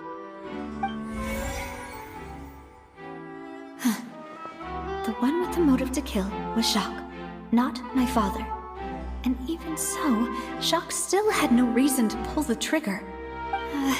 In truth, the third person shot Jacques first, and was shot in turn by my father when my father seized the gun from him. After that, the true culprit turned the third person into water, erasing all traces of him from the scene. Thank you for the summary, Your Honor. Of course, the guard's conclusion appeared quite sensible to us at the time. However, we should revisit the case now that we've gained new information about the abilities of water from the primordial sea.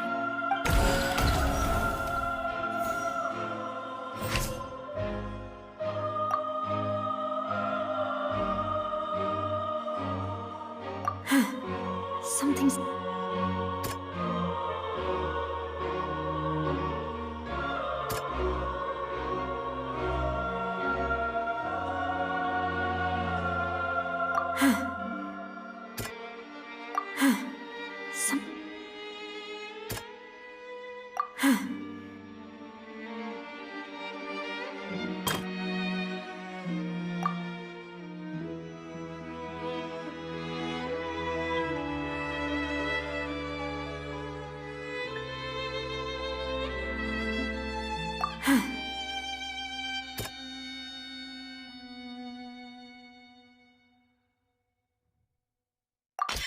The testimony of the victim's family confirms that Jacques had thoughts of assassinating Callus when he set out for the banquet.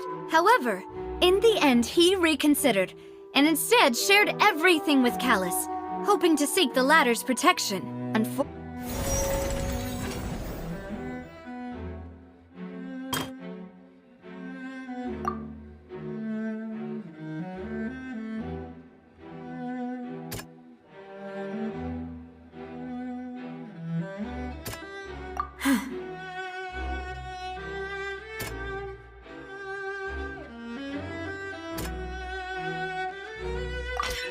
This assassin first shot Jacques, then turned to shoot Callus, only for Callus to wrestle the gun from him and kill him instead.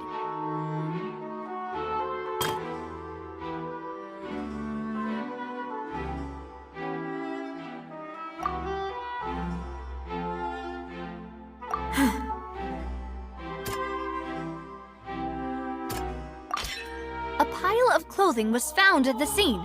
The guards once believed they were used by Jacques as a costume to disguise himself. But now, it is clear that the clothes were proof that there was a third person at the scene, and that they were turned into water after committing the murder. Since it was raining that day, the culprit was confident that they could use the rain to wash away all traces of their dissolved accomplice. Realizing this, the true culprit caused the hired assassin to dissolve into water, leading everyone to believe Callus was responsible for Jacques' murder. This is the true version of events.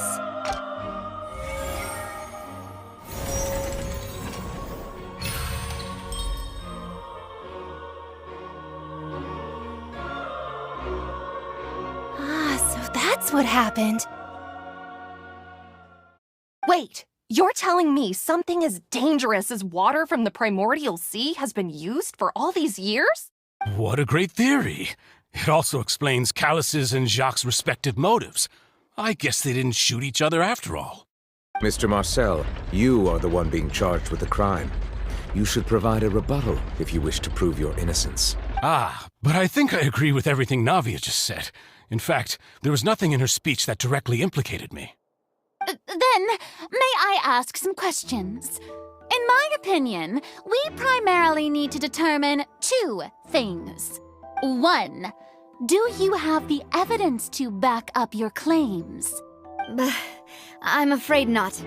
At least not at this very moment. Boo! If you don't have any evidence, you should just go home! I may not have the evidence with me, but I know where I could go to collect it. If we look up the deserted clothes against a record of people who went missing around the same time, we should be able to find a match. Considering the serial disappearances case, the guards probably kept careful records of all missing persons from around that time, regardless of age or gender. That makes sense to me. Monsieur Neuvillette, I would consider this to be a reasonable investigative direction. Why do I feel like Farina's acting a little differently today? Maybe she's scared of embarrassing herself again? Alternatively, she's become more diligent after charging an innocent citizen in the last trial. My second question has to do with the ensuing duel. If the truth is indeed as you described, then why didn't Mr. Callis explain himself in court? If he had testified that a person had been dissolved, he could have at least mounted a defense. I've thought about this too, and the answer is actually pretty simple. He felt there were things that were more important to him. The dissolving power of water from the primordial sea is an important secret for the true culprit of the serial disappearances case. My father could have exposed it for all to see, but he chose to take it to the grave. At that time, Spina di Rosula was in dire straits, and his reputation had already been shattered. He had no guarantee that going forward with the truth would allow the culprit to be brought to justice. What was certain, however, was that it would paint a gigantic target on my back. Boss once told me that Demoiselle had already been selected as the next target of the serial disappearances case. What? If the secret had gotten out, the culprit would have fought an all-out war with Espina right there and then. I wouldn't have been the only one in danger. All of us would have stood to lose our lives. Of course, the guards might eventually figure out the truth of the matter and determine that we were in the right. But what good would that do? How can a hollow verdict protect anyone? Had this opera house ever given my father any kind of confidence in its brand of justice, Spina di Rosula would have had no reason to exist. But by staying silent, we retained the ability to deter our opponents and continue the stalemate. I was able to become Spina di Rosula's president, which made me harder to target, as well as giving me more time to grow and learn. And once I have figured out the truth and stepped up to the challenge, I will do what this opera house cannot, and restore my father's truth and honor back to him. So, you mean to say, your father intended to die in the duelist's ring? That's right. Do you have any proof? Of course. All you need is to ask his opponent, Clarande. I don't need your apology, your guilt, or your support from the shadows. You don't have to do anything for my sake. But since he entrusted his will to you, Clarande, you should tell us the truth about his sacrifice. So, during the duel, did you believe that Callis was intending to die? Yes, I did. As a champion duelist, I've fought many battles and taken a countless number of dishonored lives. In my line of work, I've seen all kinds of people give their all for the faintest hope to continue living. Some were determined, others passionate, and some even manic and twisted. Just one look and I can tell if a duelist is hoping to live or if they're looking to die. I hereby swear on my name and honor as a champion duelist that Mr. Callis never intended to leave the ring alive. Since that's your testimony, I have no more questions. It appears there really are good grounds to reopen this case. I concur. However, Miss Navia, you still have not explained the link between your father's case and the serial disappearances case. Right? What she said was fascinating, but kind of beside the point. Wait, weren't they just talking about the serial disappearances case? Of course, Your Honor. The two cases are connected via a matter of timing. In my father's case, the culprit intended to kill both Jacques and Callis. As a result, they planned to act after hearing 2 gunshots. And at the end of Linny's trial, the culprit also only dissolved the victim in front of everyone because they realized they were at risk of being identified. The culprit could only time their actions so precisely if they were already at the scene. Coincidentally, Marcel attended both the banquet and the trial. So that's why you suspected me. Even after hearing your reasoning, I still can't help but find it a little preposterous. I'm used to it, though. You've always been an impulsive and sentimental child, Navia. It's one of your most endearing traits. No need to appeal to pathos. I won't try to refute your points one by one, but even if everything you just said was true, can you prove that I was the only person present at both events? On top of that, does a person have to be physically present to control the timing? Can't someone remotely monitor the place? Not much you can say to that. I know that even with that, you might still think you can reduce the list of suspects with some further investigations until I'm the only one left on the list. Alas, who won't feel at least a little hurt by an accusation of murder from a girl you see as your own daughter? But if I were to dismiss this completely, you'd also think I'm not being considerate of your feelings. Ah well, let Uncle Marcel teach you another lesson. Do you know what the biggest flaw in your reasoning is? I suppose you're gonna tell me anyways. It's timing again. I'm a businessman by trade. From that standpoint, there's no reason for me to kidnap young women. It's a high-risk action with nothing to gain. In addition, I left my home in Snezhnaya when I was young to come to Poisson and work in some trade. My business only thrived when I received Callus's patronage. But the disappearances began before I ever stepped foot in Fontaine. I do apologize, demoiselle. This was my mistake. No, it's not your fault. I'm sure he had come prepared. Is there anything else you'd like to say? Would you like to check the date of my first business license against the first known case of the serial disappearances? You can also take a look at my border entry records, or ask my friends and family when I left Snezhnaya for the first time. Could those records and testimonies do something to appease the unspeakable anguish in your heart? Seems like she got the wrong guy. At this rate, Navia will be convicted for falsely accusing him. I think you've done a superb job of dissecting your father's feelings as he neared the end of his life. But aren't you going against all of his wishes and expectations right now? He wished for you to become more rational, collected, and conscientious, instead of dwelling only on your own feelings. Once you've learned to be more considerate of others' feelings, and to stop rushing headlong into things, you'd have met most of his expectations. This isn't just about me, and it never has been. The biggest difference between me and the rest of the victims is that I still have the ability to search for the truth, while that same agency has long been taken from them. The people whose families were destroyed by synth abuse, the people who lost their loved ones to the serial disappearances, and the people who suffered tragic ends due to their sense of justice. Many people's images are flashing before my eyes. I'm sure some are coming to those of you in the audience as well. And whose image do you see, Marcel? Is it a man named Vacher? Oh, so you do know that name. I'm merely surprised you'd suddenly say the name of someone I've never even heard of. I was waiting for you to say that.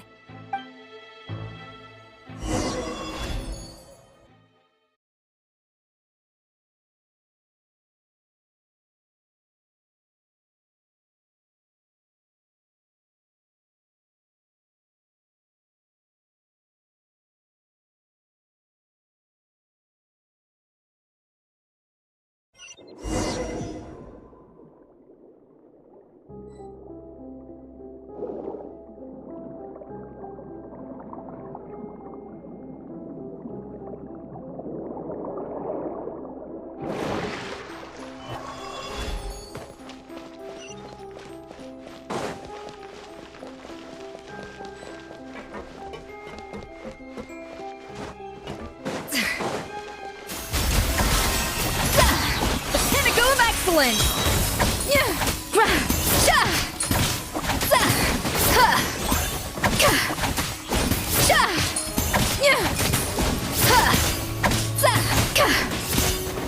A dash of frosting!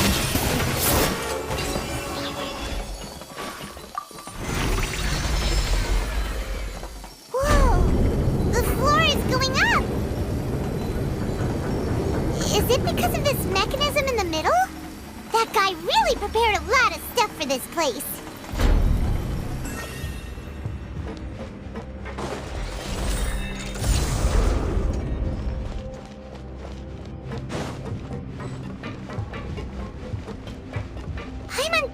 we need to go up, but Paimon doesn't see a way. Let's take a look around. Maybe we'll find a hidden mechanism that'll show us the way up.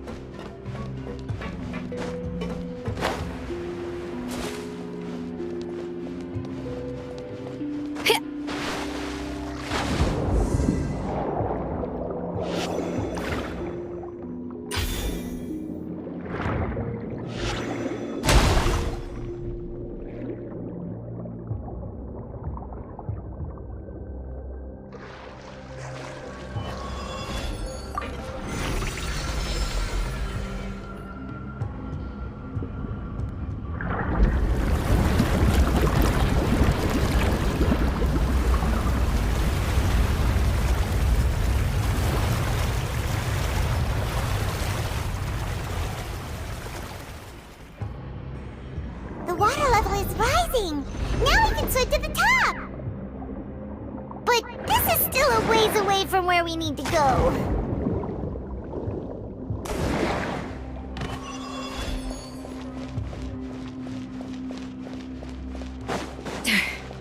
Off to the freezer!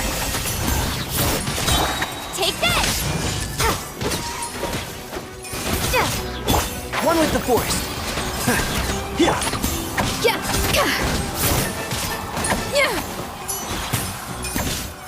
A little amuse-bouche! Goose on the loose! Yeah!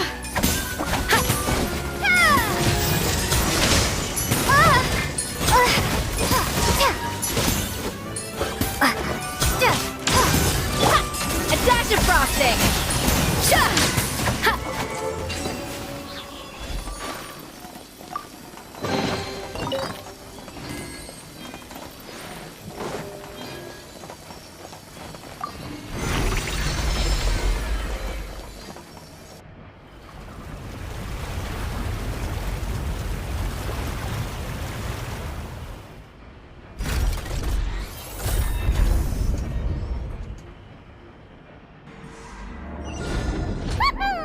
Now the path is clear! Let's go!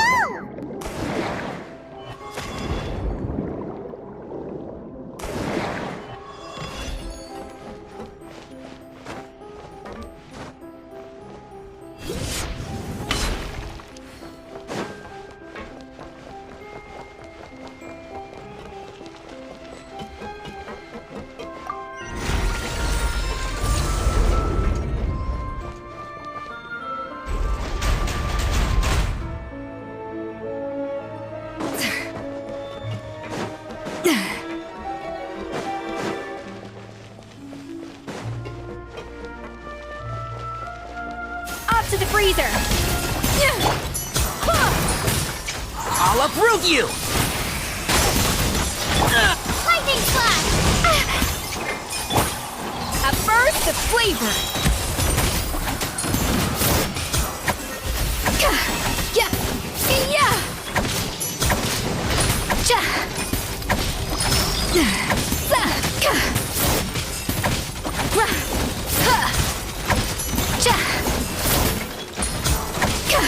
A little amuse-bouche! The pinnacle of excellence!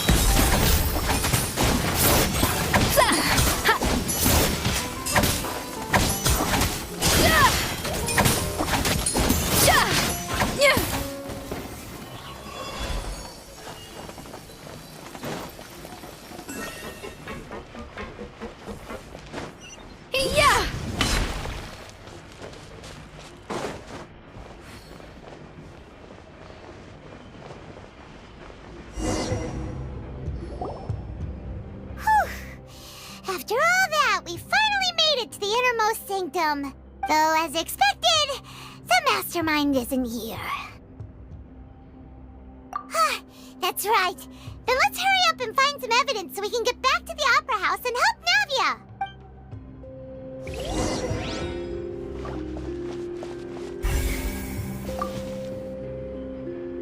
What's all this? Aw, it's a bunch of really cute things! things. Pink accessories, a hair tie, a necklace, even a makeup box. Oh, Paimon sees it too, but why are all these cute things labeled with different girls' names? Huh? You mean the girls from the serial disappearances? They were brought here? And then they were turned into water. And all the boxes of things. These names. That means... Oh, this is terrible!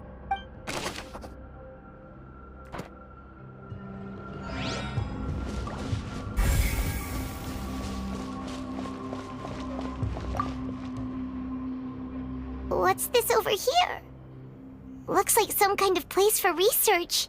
Experiment number 16 aims to verify Jacob Ingold's research conclusions on the primordial sea and use his theory as a foundation to achieve a breakthrough. The experiment was a failure.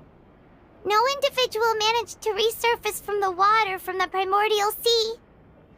Female specimens 22, 23, and 24 were dissolved.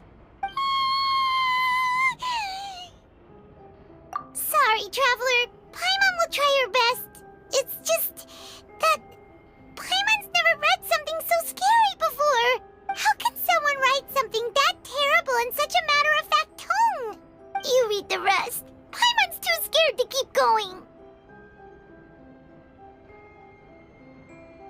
So that's why he did all of these experiments. But did he really think he'd be able to find a way just by dissolving people over and over? That's just insane! Huh? Isn't that the name you heard by the fountain? Paimon thought he was an eyewitness in the serial disappearances case. Ah, you mean Vache is the one who did all of these... experiments? So that's it! Vache was no victim, but personally took his lover and... No, that's not it either! If that's the case, why would he want people to resurface from the water? In any case, Paimon will write it all down.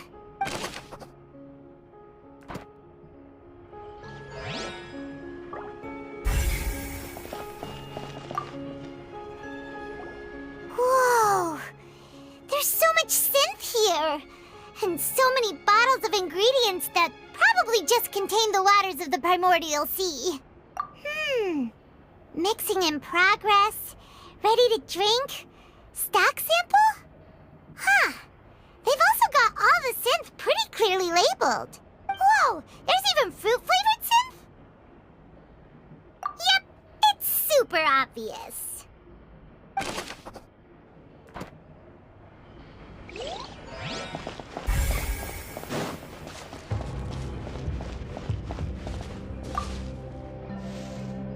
Oh, look!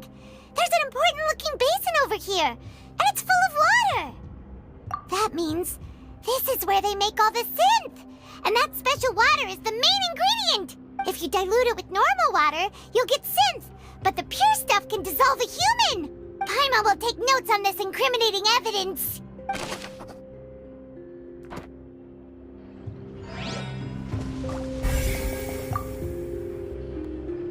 Let's see what's written here. Nothing escapes Detective Paimon's eyes. Callus. Navia's father. Oh, this seems to be an investigation report on him. Yep, it's about finding someone to assassinate Jacques and Callus because of a lack of confidence that Jacques himself would go through with it. This should prove the existence of the third person, right? We still have not determined the exact content of the key information Callus has passed on to certain members of his organization. The old dog's a real menace to deal with. Even if he abides by the promise he's made to us, he will still have the upper hand. He can act whenever he wants to make our lives miserable. The only option left is to remove him from the picture entirely. I concur. Let's send someone to kill him. He won't declare war as long as we don't touch Navia. Oh, seems like we've got a bunch of correspondence between the higher-ups. They're all just so evil.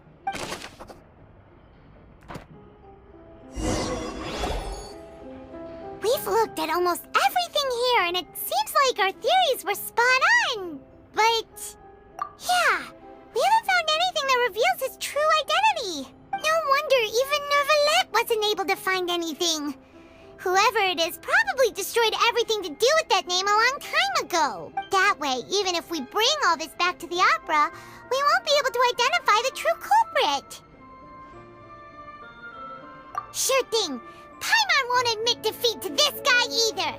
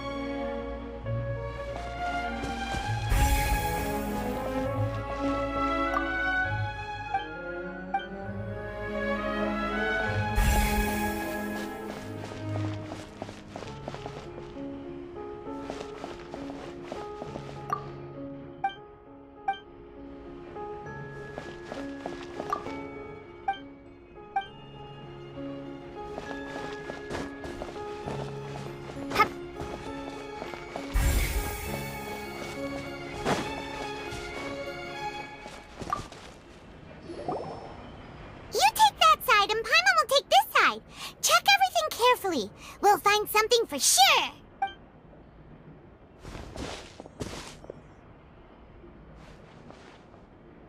Ugh. Nothing at all. And Paimon can't even find snacks either. Whoa, really? Let Paimon see. Vignier. Isn't that Vache's lover's name? Then you found her diary. Let's see. Aw, it's just a normal diary chronicling their love story. She was... so many. A whole page's worth. But they're all crossed out. Was she unhappy with all of them? The final name she decided on was Marcel. Wait, but Marcel's pretty old. Has this case been going on for so long that he's Vache and Vignier's grown son? Hey! Paimon still hasn't figured it out yet.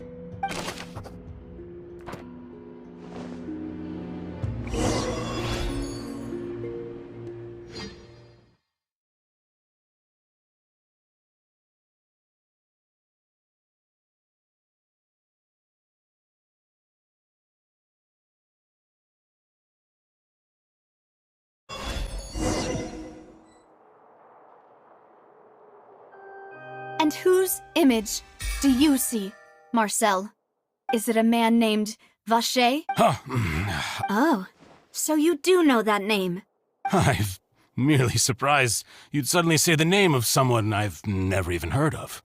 I was waiting for you to say that. Navia! We're back! As expected of my partner. I just knew you'd return in the nick of time. Just how often do you intend to flout the rules of this court? It's all right, Monsieur Neuvillette. Given their confidence, I expect they've found the crucial evidence.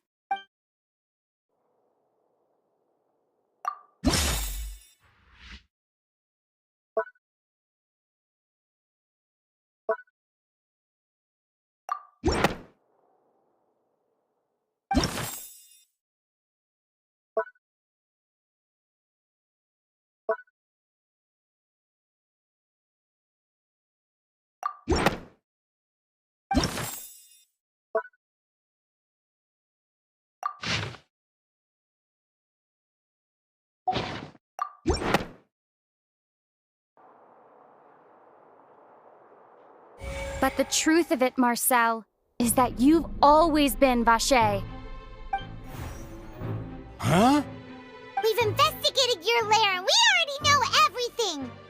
after your lover, Vignier, was dissolved, you kept abducting young women to experiment on the hopes of bringing her back to you. You even created Marcel as a new identity and destroyed all records of your past as Vacher. So that's it. Even the villains in opera performances rarely go that far. And with that, Marcel's motive has now been established. This information regarding your past also dismantles your prior timing defense. Well, Marcel, do you know where you went wrong? You fixated your gaze on the lover that passed away, instead of paying attention to the living people around you. So, you never noticed how we changed, or how we grew as individuals. You also never understood Boss's real expectations for his daughter. Or our determination to see things through. Your determination. Mr. Marcel, please speak up now if you would like to defend yourself. Otherwise, the trial will move on to the next stage. Do you really think I wanted to do any of this? Pay attention to you? What for? Have you ever paid attention to me? Ever empathized with my pain? Ever known how it feels to watch the love of your life dissolve right in front of your eyes? No one helped me. No one even believed me. All those decades ago, even the officers from the Maison Gardiennage were laughing at me. They said there's no way a human being can turn into water. So I must have gone mad from grief. Vignier's death was brushed away by all of you as if it didn't matter at all. Well, now you know, don't you? Ha! Well, it's too late now. All those who were dissolved are gone forever. You only have yourselves to blame. You set up this ornate opera house in pursuit of your so-called justice, your beloved drama, while turning a blind eye to the suffering of the people. Vignier is dead. We promised each other that we would always be together. Wherever she goes, I will follow. But I'm not from this blasted place, so I can't be dissolved, no matter what I do. Hey, is that water from the primordial sea that he's drinking? I can't dissolve! Can't dissolve! Can't dissolve! Do you all see? I can't go, I can't follow.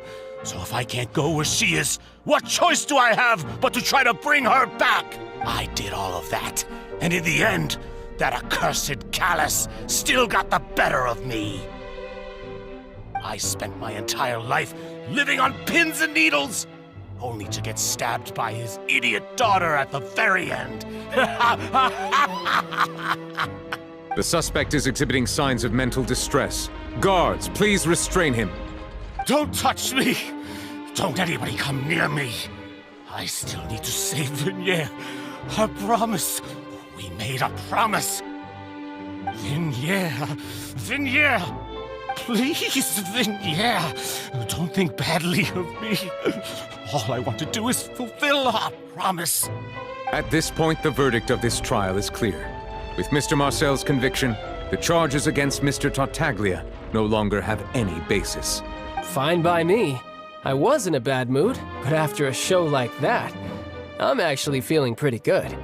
Traveler, please submit all the evidence you have collected to the guards, so that I might review and summarize the truth behind the serial disappearances case. The man now known as Marcel was originally named Vacher and worked as an adventurer with his partner and lover Vignier. During an underwater expedition, Vignier accidentally came into contact with water from the primordial sea and was dissolved in front of Vacher as a result. Vacher learned of the primordial water's existence through the work of others and began to kidnap young women for research, with the goal of discovering a method to restore Vignier back to life. To cover his tracks, he invented the new alias of Marcel and began to operate a business in Poisson. During the course of his research, Vacher discovered that a diluted concoction of water from the primordial sea can induce feelings of euphoria, and began to manufacture and market synth. However, as he accumulated wealth to fund his continued research and expanded the scope, he came into conflict with Spina di Rosula. After exchanging blows with Spina di Rosula for many years, Vacher decided to assassinate their president Callus at a banquet. Although the assassination did not go as Vacher expected, he was able to turn Callus into the murder suspect by dissolving the assassin he sent to the scene. And just recently, Vacher attempted to frame Linny as the culprit of the serial disappearances case, using a similar method. However, his attempt to frame Linny failed, and the power of water from the primordial sea became public knowledge. This case also exposed enough of Vacher's machinations that he was eventually successfully charged in court. Thus concludes the enigmatic history of the serial disappearances case, with the truth revealed to all. The Oratrice will now deliver the final verdict regarding the charges against Mr. Vacher.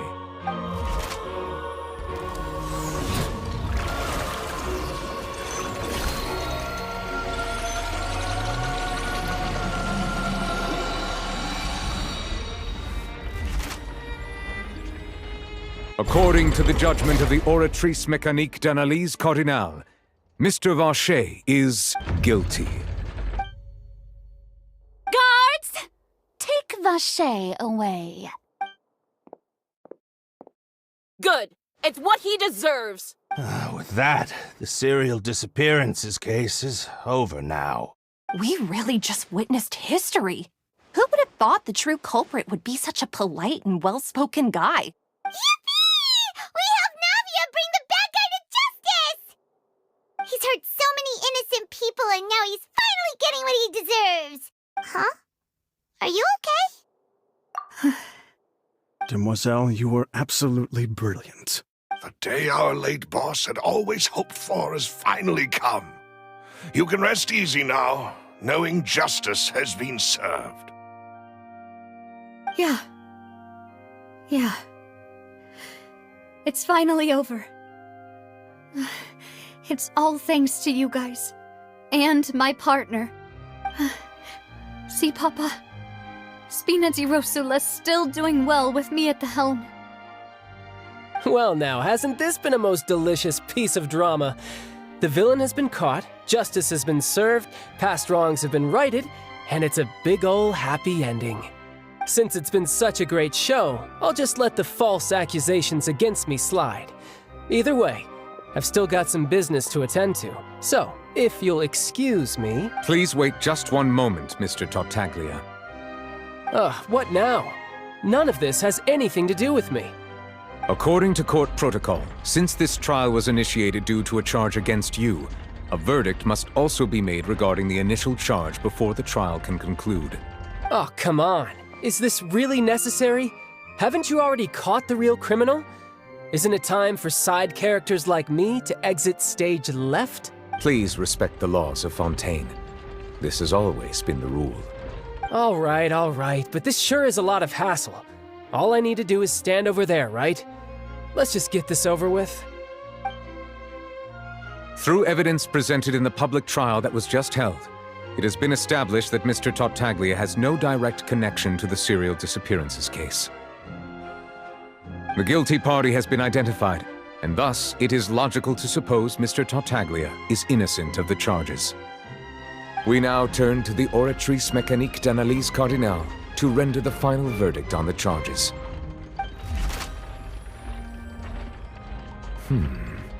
According to the judgment of the Oratrice Mécanique d'Analyse Cardinale, Mr. Tartaglia is guilty. What? Hey! That's not funny! Didn't you just say I'm supposed to be innocent? What's with this verdict? Is your justice machine malfunctioning? Huh? This has never happened before. The Oratrice actually returned a different verdict from the Chief Justice. I mean, have you ever heard of an innocent Fatui Harbinger? Do you think the Oratrice might have just convicted him on general principle? But weren't the charges about the serial disappearances case? No matter what else he's guilty of, it shouldn't affect the verdict in this case, right? The judgment of the Oratrice Mécanique d'Analyse Cardinale is, by law, the final verdict of the court. We must accept the guilty verdict. Guards, please take the suspect into custody per court protocol.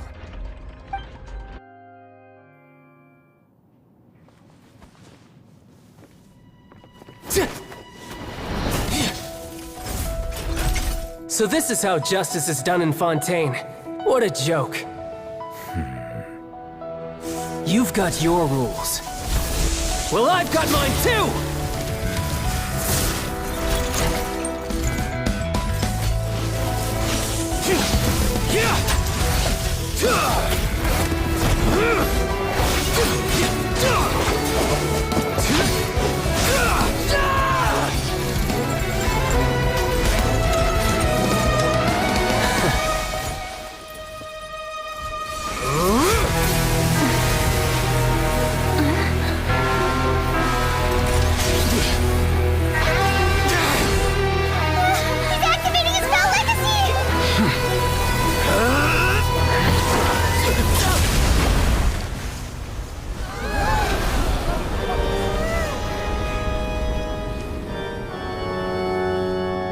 I am sorry.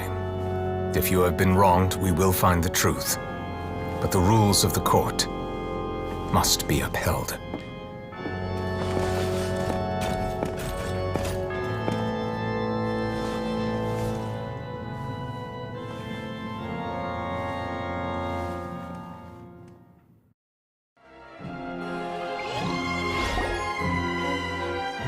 Hey, Monsieur Neuvillette, what's going on?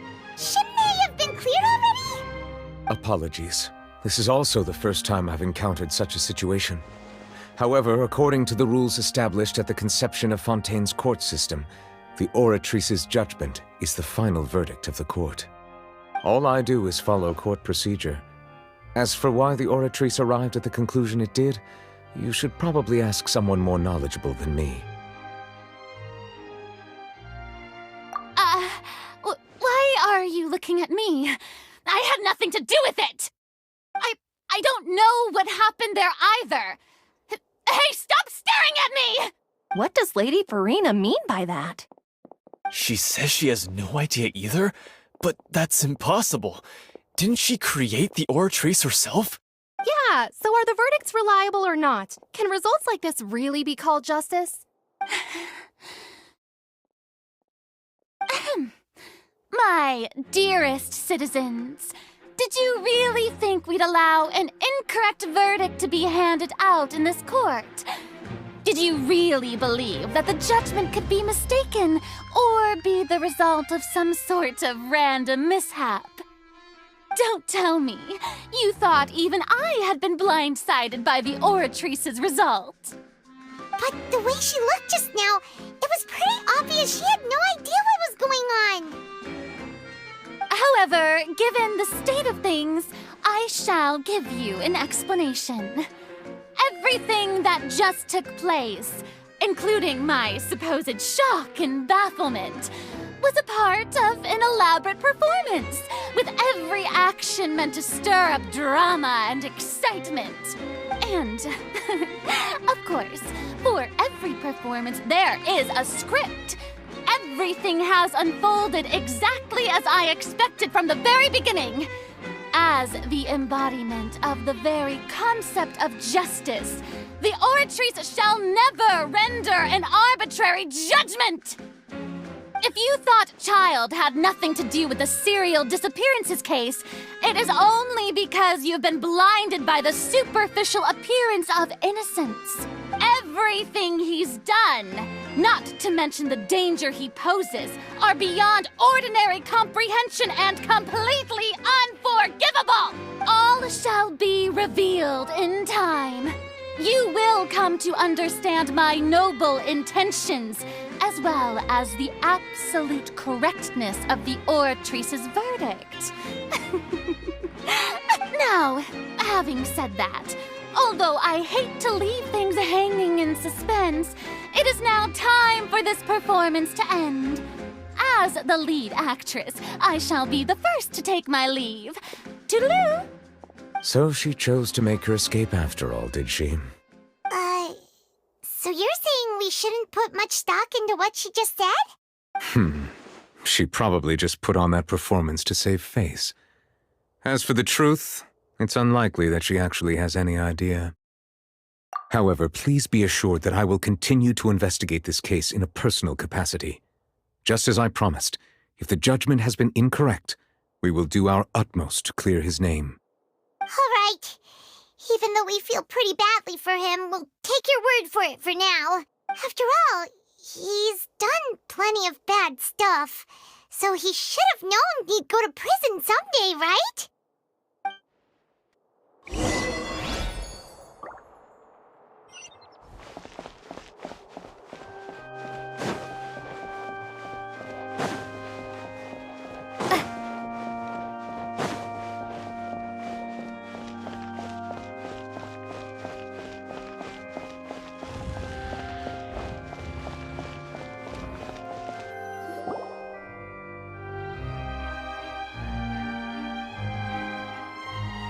Hey, what are you doing? Quick, stop him! Traveler! Hey! Traveler! Marcel! What are you doing over here? Stop resisting arrest! Cease, or we'll add another charge to the list! No, wait! I just want to ask the Traveler something. I'm not looking to run away. Please, just let me ask this one small thing. Go on. Thank you. I was being led away when I finally realized something. Where did you first hear the name Vacher? I erased all records of that name.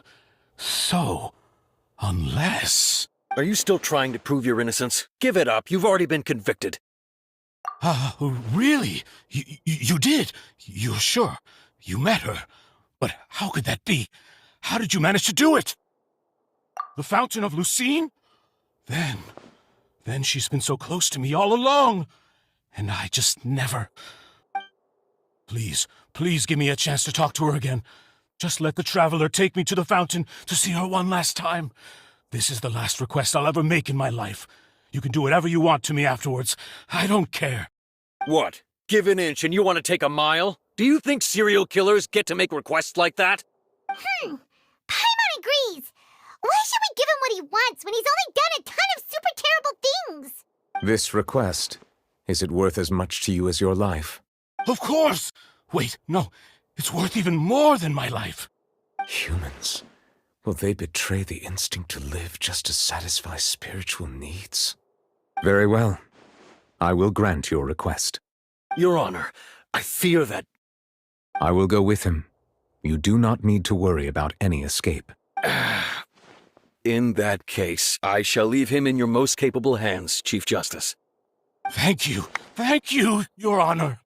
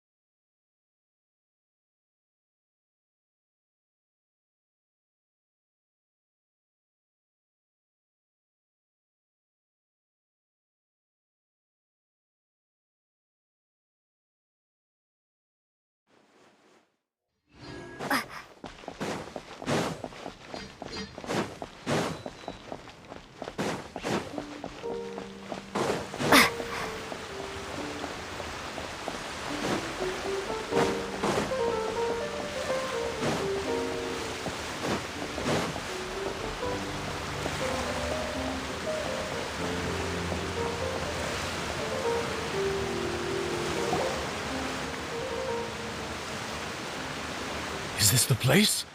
You said she's here, but what do I need to do to see her? Yeah, and even Paimon could hear her after drinking that thing. Didn't you just drink a lot of it on the stage as well? Oh, in that case... Vacher! Ah! Yes, that's it! So you heard it too! Vignier, it's me! It's me, Vacher! Vacher? Vacher! I'm here! Where are you, Vignier? I'm coming for you. I'm finally here for you. Hey, wait! Be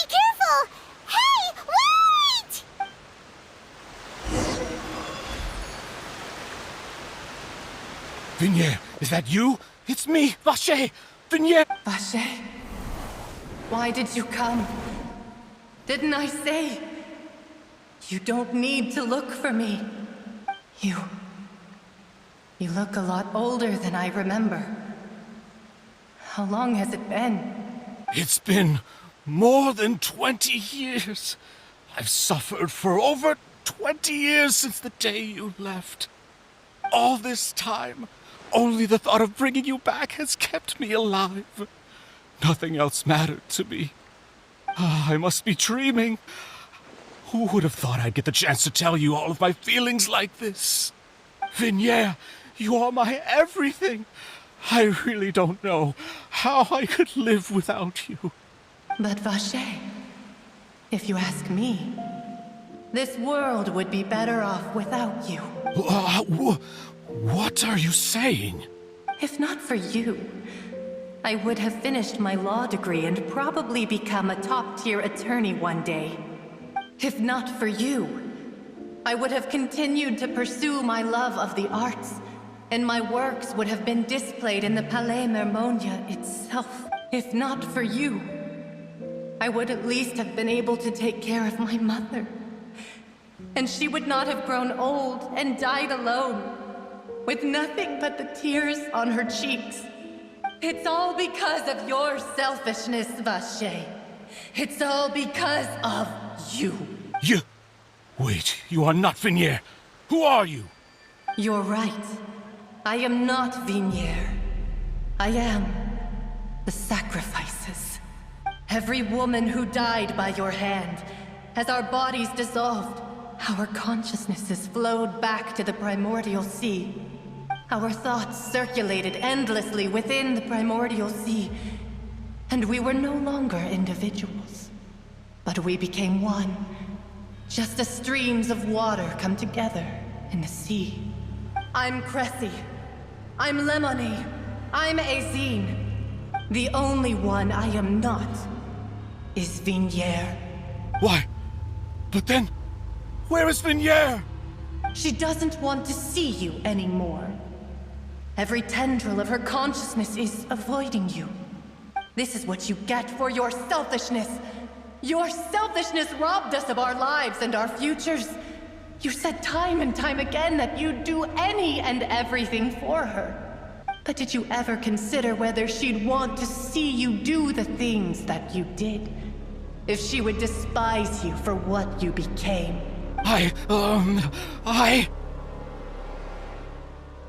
You are a liar, a heartless murderer, and a cowardly narcissist. The only thing you are not is Vignere's beloved. From the moment your first victim died and her consciousness merged with Vignere's, she has had nothing but pure hatred for you.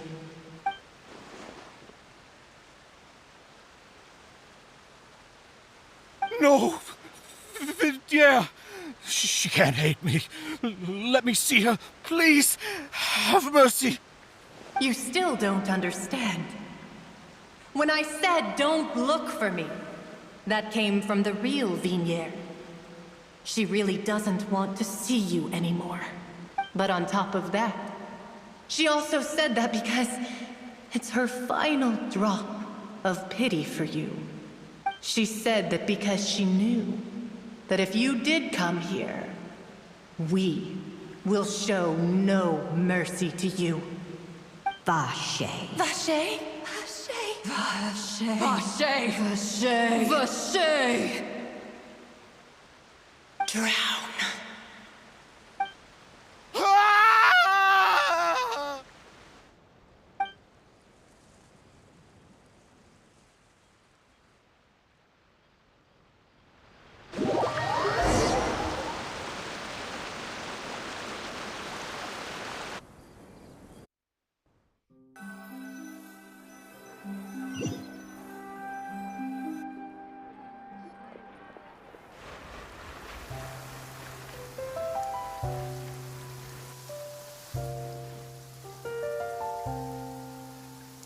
Finally, we have some time to do shopping.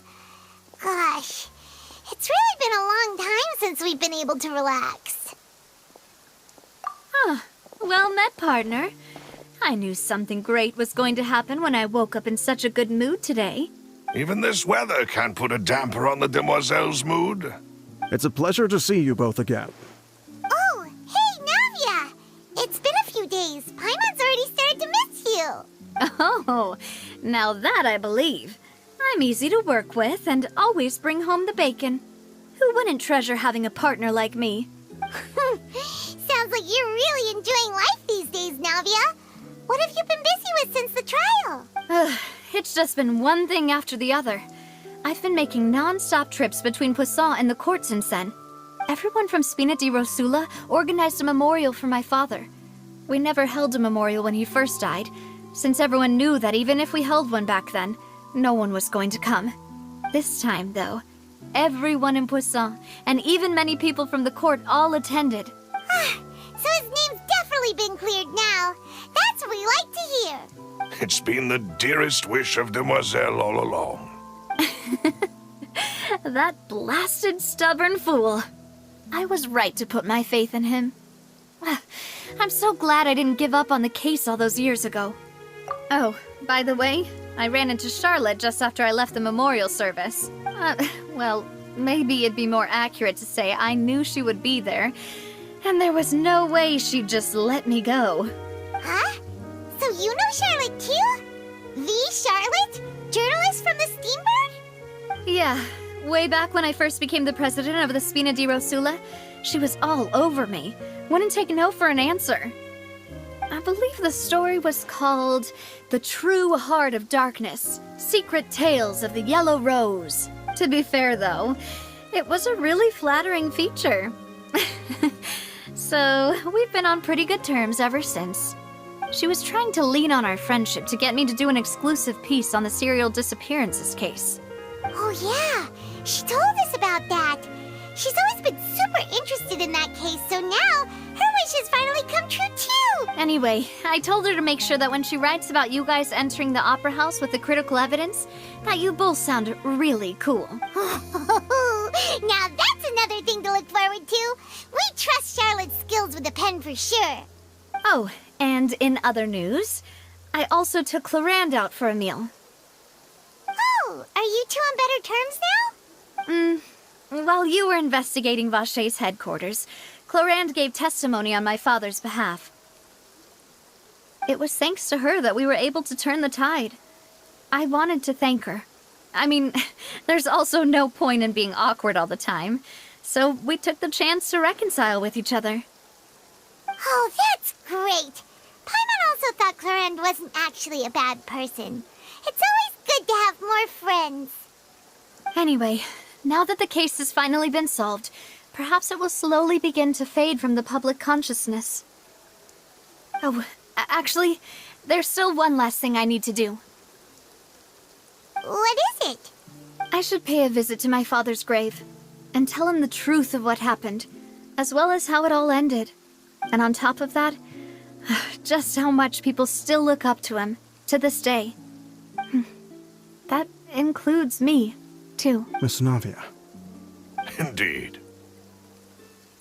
We want to go too! We also think Callus is a really admirable person. Sure thing. I'd like you two to share the moment with me. After all, without you, there might not have been such a positive ending. And in that case, everyone, let's be off. Considering the recent weather, we'll be lucky if we can reach Poisson before dark. Yeah, you're right. It's been raining non-stop for a few days now.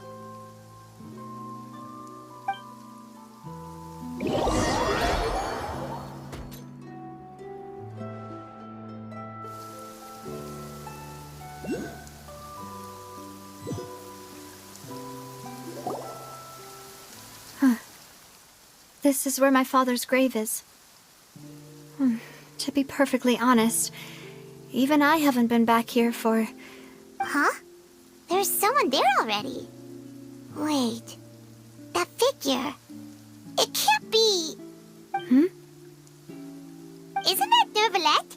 Why would the Chief Justice be here? Huh? Navia?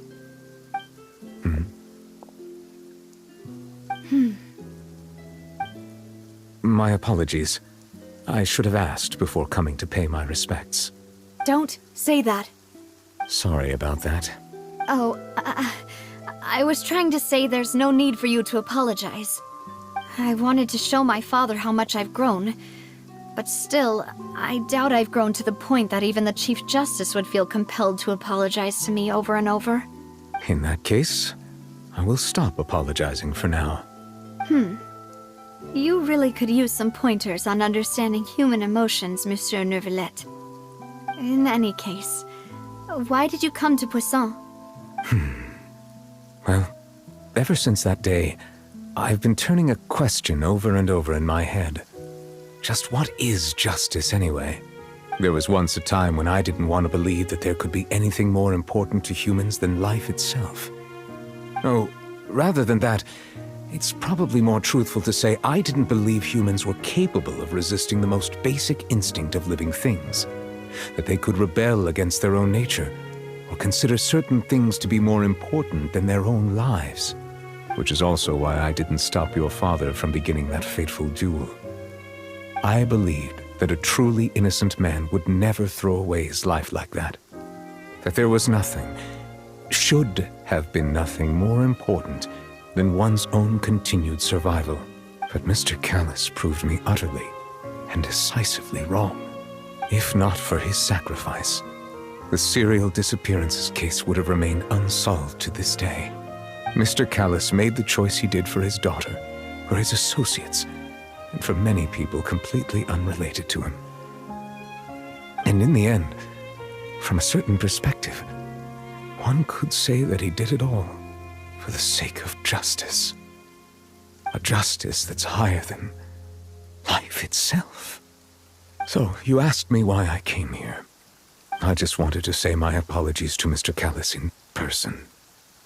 I should have noticed all of this much sooner. This regret has filled me with a sadness that has haunted me for days.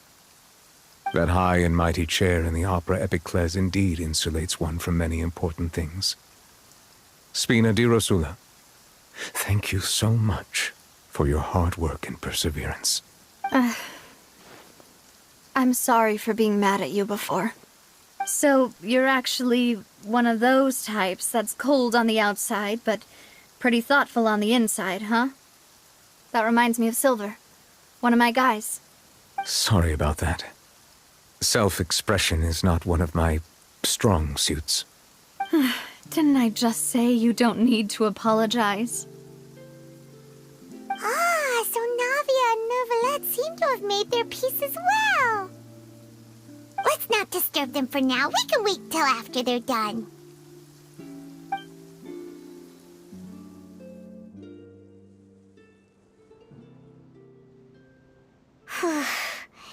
Paimon's never paid respects at someone's grave before. Did Paimon do anything rude there? Huh? Oh, Paimon didn't know that was a thing. But Paimon doesn't know what she would do if she can't fly. Oh no. Paimon hopes Miss Navia won't be too mad. Anyway, Neuvillette is still standing around there.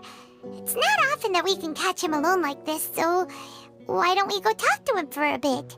If we can't talk to Lady Farina, we can at least talk to him, right?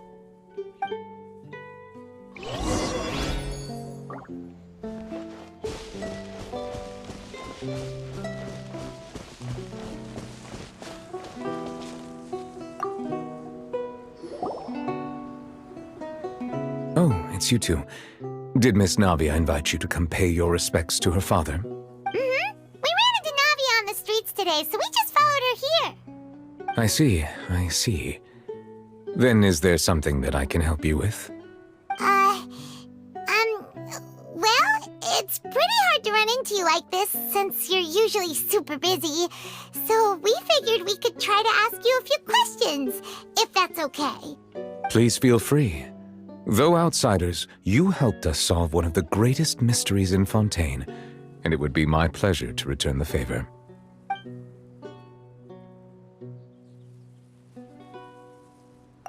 So, at court, the bad guys referred to that special water as water from the primordial sea. But what is it really? Truthfully, that name is already quite accurate. I can only surmise that Vacher and his ilk only learned of its nature and existence after extensive research.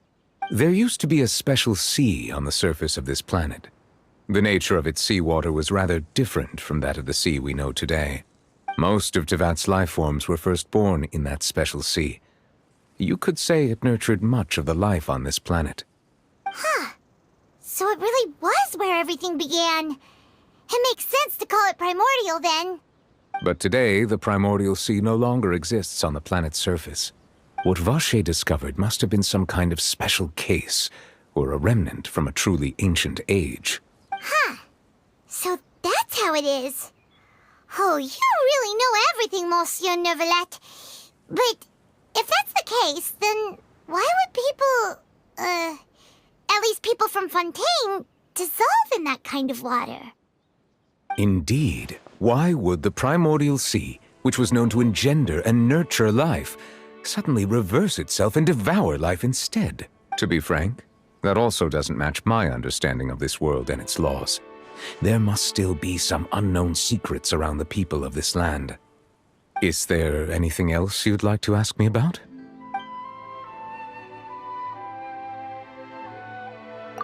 That the sea levels will rise and everyone will be dissolved in water, leaving Furina crying alone on her throne, but the sins of the people will be finally washed away for good.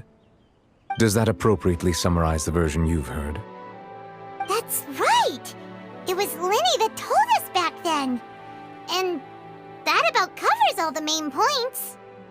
Yes, up to the present, I think we reached a point where we have no choice but to confront this prophecy directly. Rumors have it that this prophecy is rooted in the last words the former Hydro Archon left to the world before she passed away. A prophecy?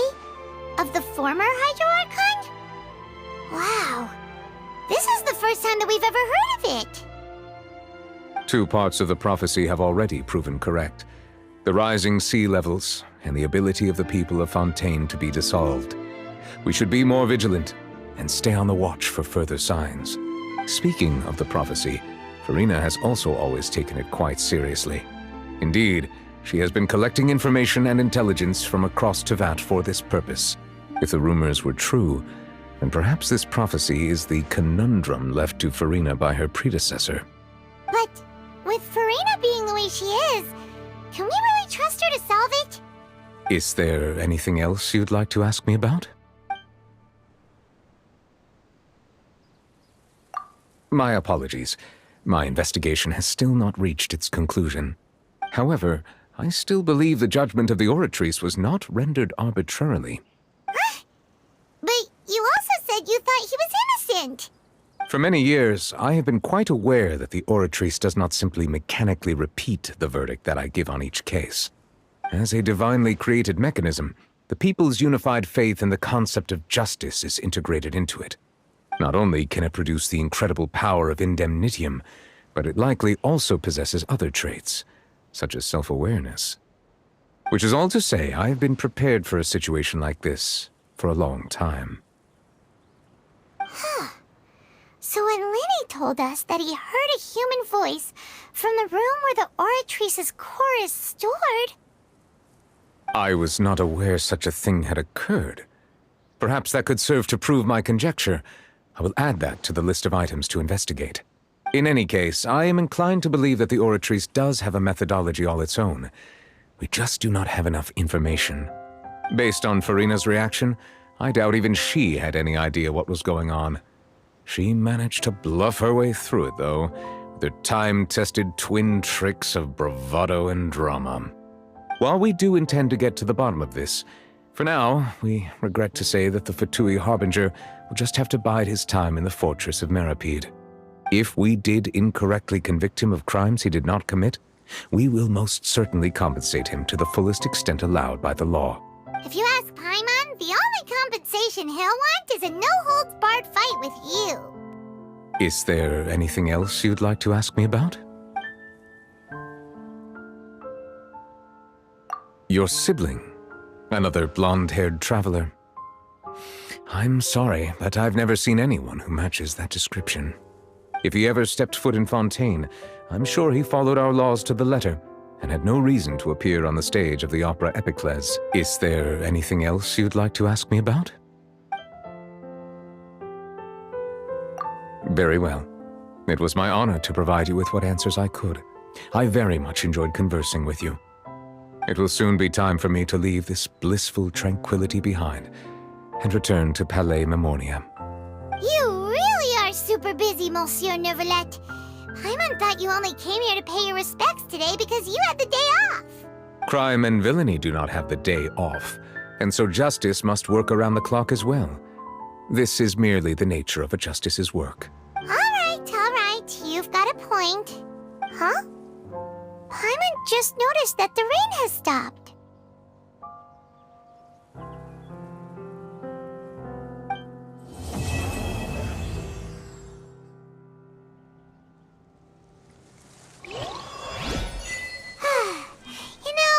We've been walking around for a while now. Why don't we go back to the Spina di Rosula base in the court of Fontaine and have a rest?